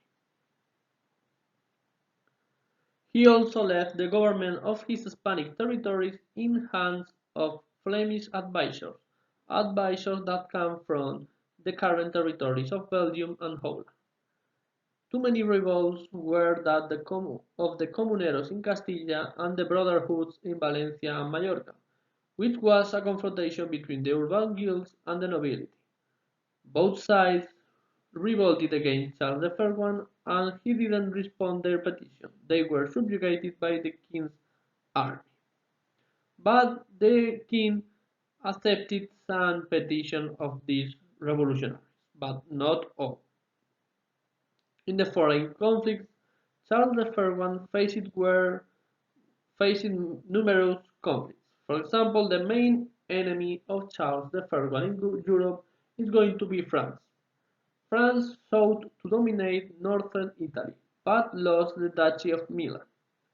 On the other hand, the Turks in the Mediterranean Sea were a threat to the empire in Central Europe and in the Mediterranean Sea, and they forged alliances with the North African pirates, and at the end of the reign of Charles I, the Turks are going to forge an alliance with France. This alliance is going to be very important because for the first time in the history, one Christian kingdom and one Muslim kingdom are going to forge one military alliance. Finally, the Protestant or reformists in German state were seeking autonomy and rose up against the emperor on numerous occasions. Eventually, at the signing of the Peace of Augsburg in 1555, Charles allowed religious freedom in Germany. In this slide, you can watch the aspect of Charles I. As you can see, he liked to be represented as a glorious and victorious soldier and general. In this painting appear one equestrian portrait of Charles I before the Battle of Mühlberg against the reformists in the German state. On the other hand, as you can see appear Charles I subjugating one enemy under his feet. If you compare this sculpture, it is very similar to the sculpture created by Donatello when he wanted to represent the David in this victorious situation. Finally, at the end of his reign, Charles the First decided to leave the kingdom and look for the retire in one monastery. So for that reason, the King Charles the First abdicated the kingdom in hands of his son, Philip the Second. And what is more, Charles the First decided to leave the German territories to another son, to his son Ferdinand, because Charles the First considered that the German territories were an incredible problem for the stability of his kingdom. So he decided to divide its territories in two parts, one part for his son Philip and another part for his son Ferdinand. As we are talking and we are studying about Spain, we are going to study the territories inherited by Philip II, the first king of Spain. Philip II also tackled serious domestic and foreign problems. Moreover, his support for Catholicism led him to engage in the European wars of religion. He is going to be considered as the sword of Catholicism. That is going to be one of his titles that he is going to use during many years. Sword of Catholicism against the Reformists and against the Calvinists in Europe. On the domestic front, he fought against the rebellion of Moriscos in Las Alpujarras in 1568. Who were the Moriscos? The Moriscos were very similar to the Judaizants, were ancient Muslims who become in Christian for one big baptism ceremony, but in secret they maintained their Muslim tradition and their Muslim customs. This was sparked by the insistency that the Moriscos had to abandon their religion and customs. After 2 years of conflict, the rebellion was suffocated and the Morisco population was expelled from the kingdom of Granada and dispersed across Castilla.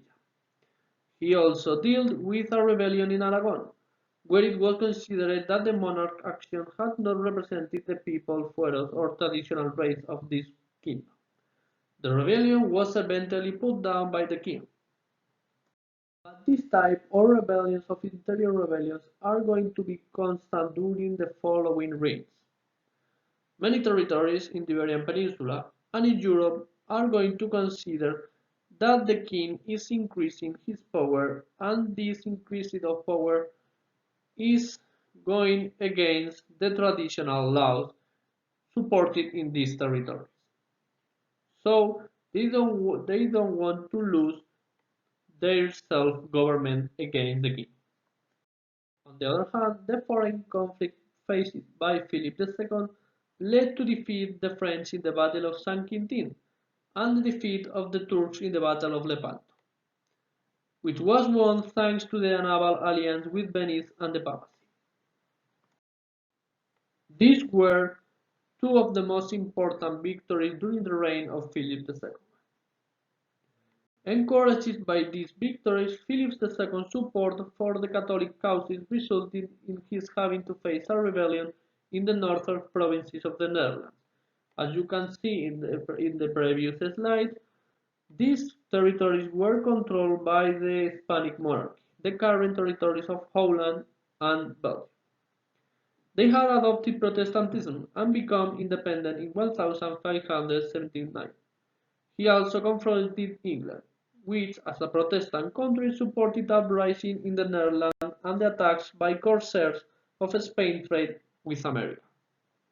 Who were the corsairs? The corsairs were pirates paid for different kings in Europe. Some kingdoms in Europe, such as France or England, to avoid a direct confrontation with Spain, decided to pay some pirates to attack the ships that carry out the trade between America and Spain. For that reason, Philip II planned to invade England by sending the Invincible Armada, but its failed invasion attempt in 1588 became the first major defeat suffered by the Spanish monarchy.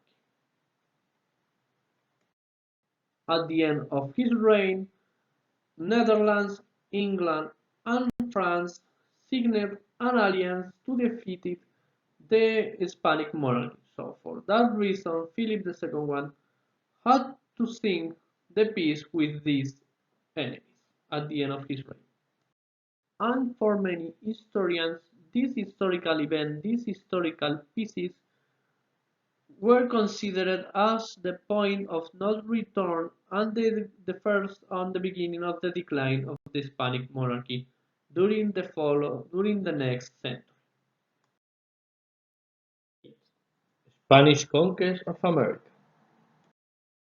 To understand better the splendor of the Spanish monarchy during this period, we must study the conquest of America.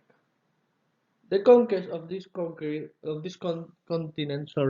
started after the discovery of America by Christopher Columbus, and this process explained perfectly the wealthy and the incredible power of the Spanish monarchy during the modern age. Now we are going to learn more about this incredible and amazing adventure carried out for the Spanish conquerors in the new continent. First of all, we are going to study the different characteristics of this process. In the 16th century, once the phase of geographical exploration was completed, the Spanish undertook the conquest of America. These were the main characteristics of this conquest. It was a rapid process, only takes more or less 40 years.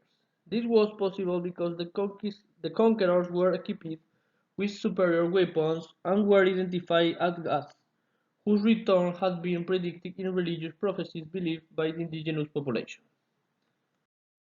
Besides, the indigenous empires that existed during the expansion of Spanish conquerors in America, Aztecs and Incas, were in a process of internal political instability.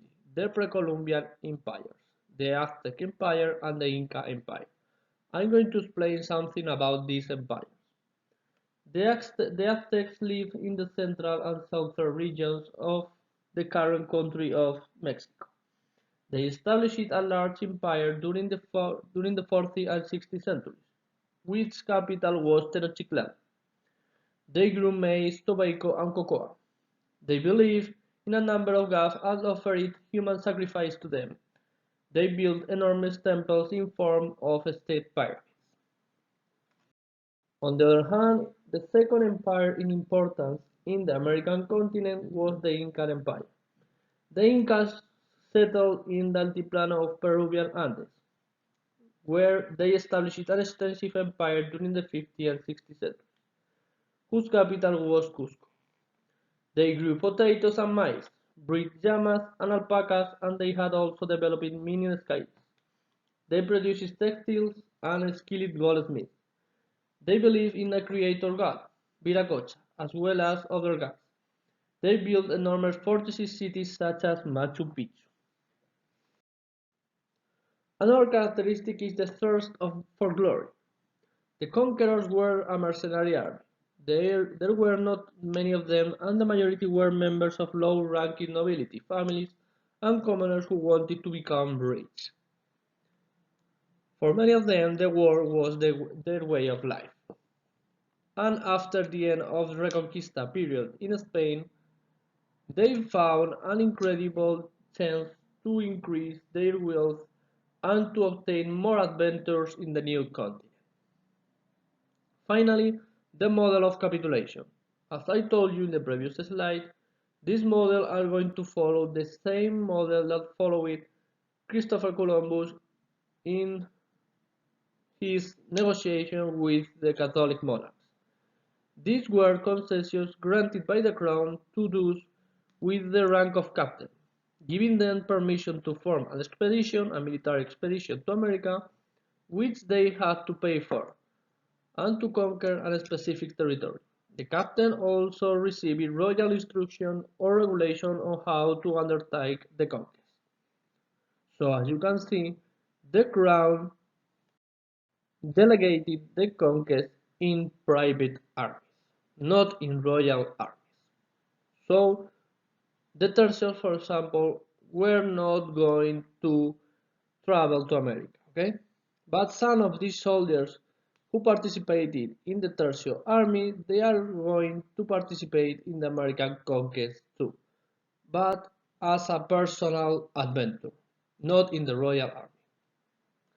Understand better the incredible impact suffered for the Spanish conquerors when they entered in contact with the new natives in America. There is one link in this slide that shows one story that explains the meeting between Francisco Pizarro, one of the most important Spanish conquerors, and the Inca Emperor Atahualpa.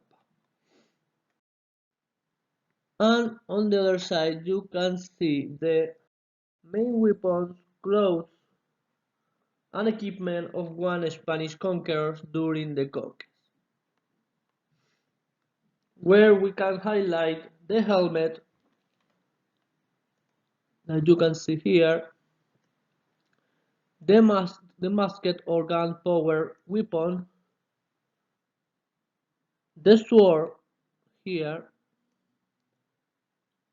and another type of equipment. One important aspect about the weapon. The Incas and the Aztecs didn't know the metal swords, the metal weapons, okay? They used another materials to create weapons such as wood, such as obsidian, such as stone. So they knew how it works with the metals, but they didn't use the metals to create weapons, okay? That is one important difference between the Spanish weapons and the Aztec and Inca weapons, okay? So as you can imagine, the Spanish weapons were more powerful in comparison to the native weapons. On the other hand, they didn't know the domestication of horses, okay? They were scared when they watched for the first time one horse, okay? So for that reason, as I explained it before, many of them believed that the Spanish conquerors were gods. In America were the different dishes carried by them during the conquest.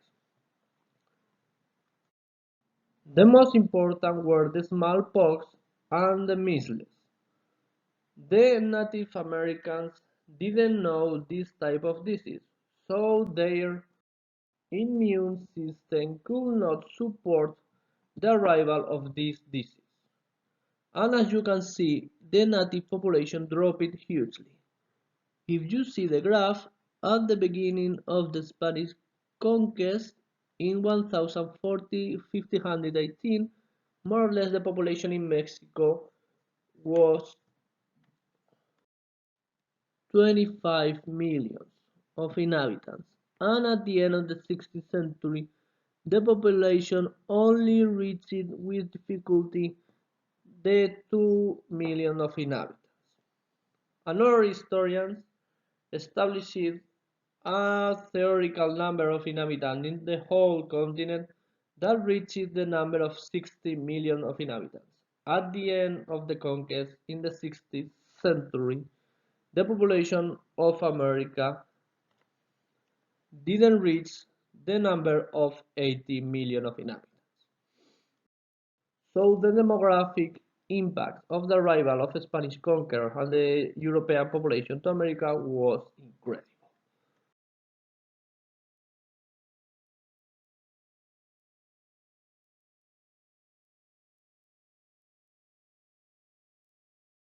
The conquest of America was divided in different phases. The first one, the main protagonist, was Hernán Cortés, one Spanish captain who reached Mexico in 1519, which was the year that the Aztecs expected the return of their god, Quetzalcoatl. Cortés took the king Moctezuma as prisoner. But he did not manage to conquer the capital, Tenochtitlan, until 2 years later after a major battle with the Aztecs. From then on, Cortes controlled the remainder of the territory. On the other hand, in the second phase, the main protagonist was Francisco Pizarro, who reached Peru in 1531. The following year, Pizarro took the Inca Atahualpa prisoner. Inca is the title that received the emperor of Inca Empire, and executed him. Then, 2 years later, he conquered Cusco, the capital of the Inca Empire. To do so, he took advantage of the disputes between the indigenous population over who was to succeed Atahualpa, as well as the fact that they identified Pizarro with the god Viracocha. The third phase is the conquer of the rest of South America, except Brazil, because Brazil, according to the Tordesillas theory, belonged to Portugal. So too was the Central America, which included the Mayan culture. The southern regions of North America were also conquered, and so were the Philippines at the end of 16th century. As you can see in the map, you can find the different important dates that explain perfectly the Spanish advance in America. First of all, the Spanish conquerors arrival to Caribbean Sea and conquered Cuba, Haiti, and the rest of islands. Then they jumped to Mexico, conquering the Aztec Empire. Then, using the Pacific Ocean, they reached Peru and conquered the Incan Empire. And finally, they conquered the rest of territories, the north of South America, the Silver River or the current Argentina, and the north of Mexico. If you want to know more about these Spanish conquerors, Hernán Cortés, Francisco Pizarro, and the rest of them, there are some interesting links to different videos in YouTube to learn more about this conquest of America. After the conquest of one territory, then you must organize and administrate this territory. So we are going to study the government and administration of Spanish colonies in America. Okay? After the conquest appeared the colonies. The territory was slowly colonized. The cities were founded and a system of government was implemented, along with the administration, economy, and relationship between Castile and the new lands. Okay, the new administration in America are going to imitate the Castilian administration. The new territories were governed by the Council of Indias, created in 1524, which controlled the American affairs with Castilla and drew up the laws of the Indies. These laws protected the American natives against the abuses of the new Spanish inhabitants in America. The administration of the territories was divided into viceroyalties, one of them in New Spain, the ancient Aztec Empire, and another one in Peru, the ancient Inca Empire. Both were governed by two viceroys, who were the direct representatives of the king in these territories. They were then subdivided into gobernators, or provinces, controlled by governors, which in turn were subdivided into councils or municipalities and governed by a local council. Then audiencias were created for the administration of justice in these territories. Now we are going to talk about the economic activity in the Spanish colonies in America. So I'm going to talk the agrarian activities. These activities were undertaken on large estates which were called haciendas or estancias. What is the difference between one hacienda and one estancia? The haciendas were focused on the crops and the estancias were focused on the livestock farming. The land was worked by the indigenous population under a type of feudal system known as encomienda.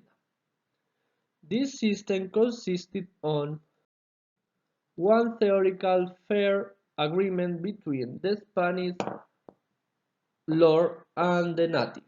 The Spanish lord taught the Christian religion to the native people, and the native people in exchange worked for the Spanish lord.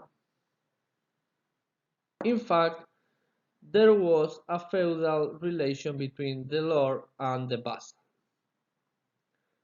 After the drop of population, after the drop of indigenous population, as you can see in the previous graph, appeared the trade slavery in America. The Spanish lords decided to carry from Africa African slaves to work in the haciendas and in the estancias to solve this decrease in the indigenous population. For example, this decrease was very important in the Caribbean island, where the native almost disappeared in 100 years. In relation to the trade, this was monopolized by the city of Seville. In this city was organized the Casa de Contratación or Trade Office, established in 1503. Ships had to register before departing for and arriving from the Indies. The Castilians introduced the American population to European crops, wheat, barley, oats, grapes, and olives, and Asian crops, coffee and sugar. Horses, cows, pigs, and poultry were also unknown in America prior to the conquest.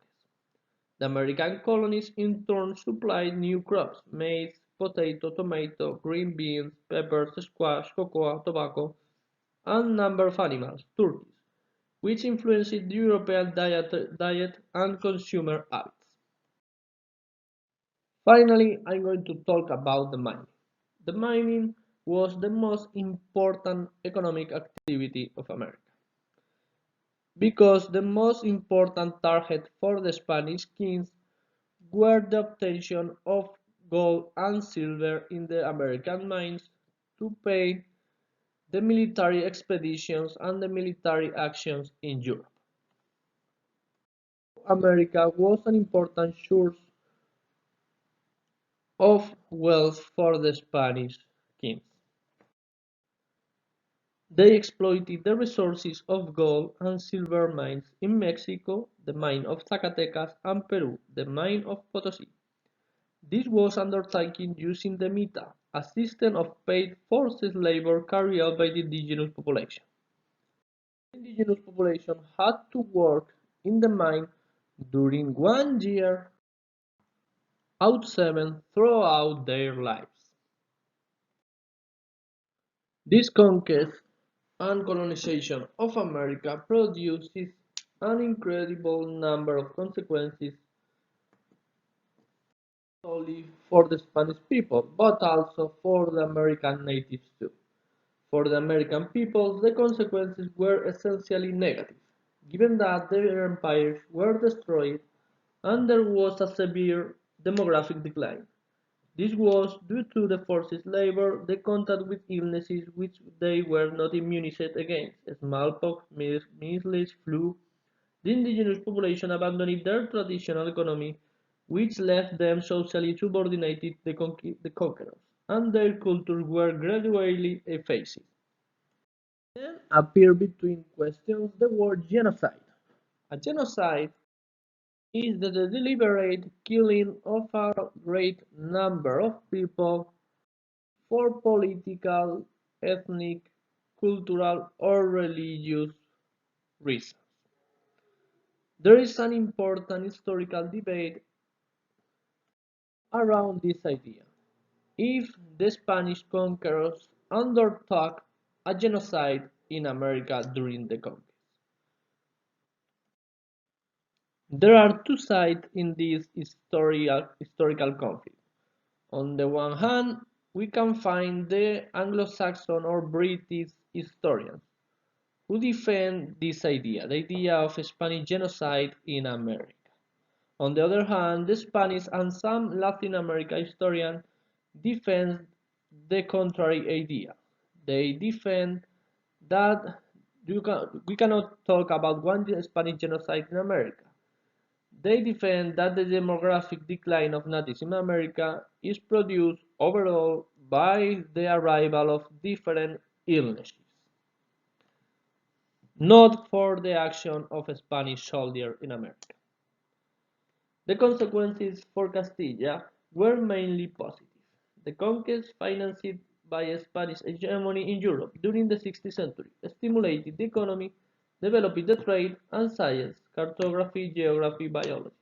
However, the conquest also led to a higher of number of people emigrating to America and to a serious inflation of prices due to the abundance of metal precious. The inflation means the increase of price of the products. In this slide, you can see the different products that goes from America to Europe. Maize, tomatoes, potatoes, green beans, pepper, cocoa, tobacco, turkey, and tropical fruits overall. And in this slide, you can watch the Columbian exchange between Castile and the rest of territories in the Iberian Peninsula and the American colonies. For example, from Europe to America arrive different products such as horses, chickens, grapes, peaches, and onions. On the other hand, from America to Europe arrive different products such as pumpkins, tomatoes, potatoes, and pineapples, or other tropical fruits. Point 9. The Spanish Golden Age. The Golden Age was the most thriving period of Spanish culture. It began in the 16th century and continued throughout the 17th century. So during the period known as Renaissance and Baroque. During this period of the history, we are going to live the increase of number of universities, such as the University of Salamanca or the University of Alcalá, an incredible production of literature production with books such as Lazarillo de Tormes or Don Quixote de la Mancha. And in science, we are going to find the incredible discoveries produced by, for example, Miguel Servet, who was the first person in Western Europe to set up the theory of pulmonary circulation of the blood. But in this point, we are going to focus on the artistic aspect. We are going to talk about the architecture in Spain, the sculpture in Spain, and the painting in Spain during the Golden Age. First of all, we are going to start with the Spanish Renaissance architecture. The Spanish Renaissance architecture was inspired by Italian models, and its evolution was distinguished by three periods of art styles: the Plateresque period, the Purist period, and the Reran period. The first period is the Plateresque, that you can find the main characteristic in this slide. The Plateresque style, between 1400 and 1530, continued to use the Gothic forms in its interiors, but used Renaissance decoration on facades. This included medallions, seals, and grotesques. The medallions are similar to this one of the Catholic monarchs, and the grotesque decoration, similar to this one using vegetal forms, known as plateau. Examples include the facade of the University of Salamanca, this one, or the convent of San Marcos y León, this one, or the church of San Esteban in Salamanca, this one. So the main characteristic is the abundant decoration in the facades of these buildings. Receive that name because this type of artistic style is more pure, with less decoration, and imitate more the Renaissance architecture, but simplifying the forms and the scale of the decorative features in the buildings. More interested in the proportion and balance and symmetry. There Here you can find some examples: the Alcázar of Toledo, the interior of the Alcázar of Toledo, and the Puerta of Bisagra in Toledo too.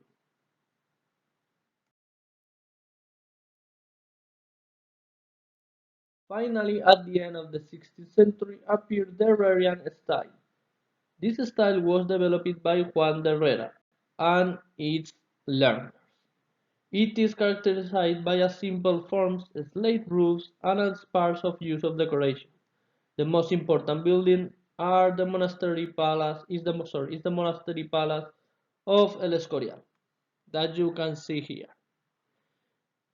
This, this building was created by Philip II to celebrate his victory over France at the Battle of Saint-Quentin.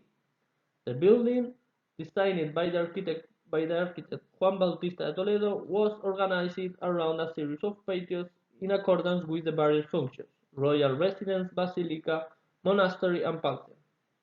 The work was continued by Juan de Herrera, who employed a style that was characterized by geometric simplicity, an absence of decoration, and sloping slate roofs topped with pyramids crowned with spheres. This is the most important building in this artistic style. One curiosity about the shape of this building.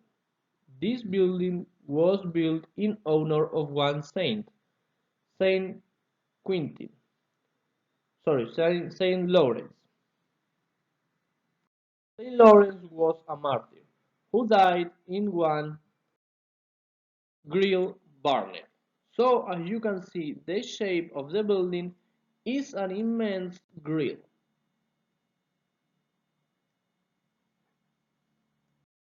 in honor of this martyr and saint of the Catholic Church.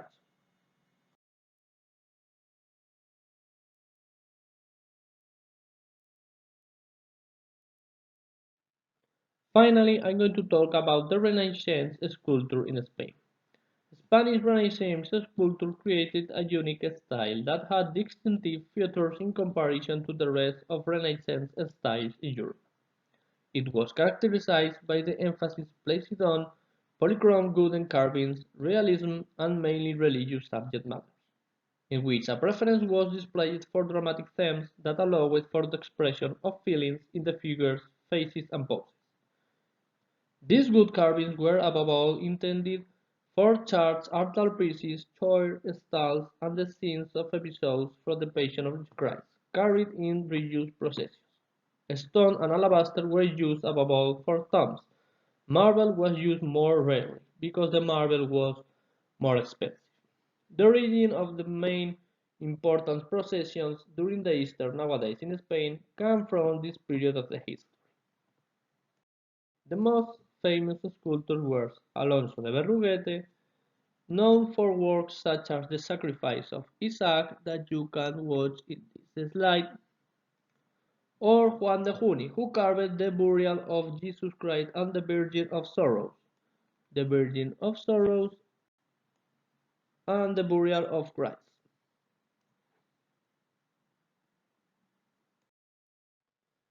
Now we are going to finish the unit talking about the Renaissance painting. The Spanish Renaissance painting was influenced by the great Italian masters, Raphael, Michelangelo, and Da Vinci. Its subject matter was principally religious. The most famous painters were Pedro Berruguete, Vicente Masip, Juan de Juanes, Luis de Morales, and Domenico Teocopoulou, better known as El Greco. We are going to focus on in this important artistic figure during the Spanish Golden Age, El Greco. The Greco work is characterized by the depiction of figures with elongated proportions, which are often shown in complex postures, elaborated compositions, powerful, bright, and unreal lights, and a use of color based on a cool palette of blue, gray, green, violet, and orange tones. This painter came from the island of Crete. For that reason, he is going to receive this name when he arrived to Spain. He painted overall in the city of Toledo, and he mixed influences of Byzantine art and Italian art, and he connected perfectly with the spirituality of Spanish Catholicism during this period. He articulated the idea of the Catholic Counter-Reformation, above all, the importance of the devotion to the saints and the Virgin, which had been rejected by the Protestants. He was also a magnificent portraitist. His best, his best-known works include The Disrobing of Christ, that we are going to watch after, The Martyrdom of Saint Maurice and the Theban Legion, The Burial of the Count of Orgaz, and the portraits such as the nobleman with his hand on his chest. Here you can find the three most important paintings of El Greco. This one in the middle is the disrobing of Jesus Christ. Then in the right side appear the burial of the Count of Orgaz. And finally, the other one that appears is the martyrdom of Saint Mary's and the Theban Legion. As you can see in these three paintings, you can find the most important characteristic of this painter. These elongated figures and the use of these colors, this violet, this blue, and these grays, that are going to characterize the majority of paintings of this important painter.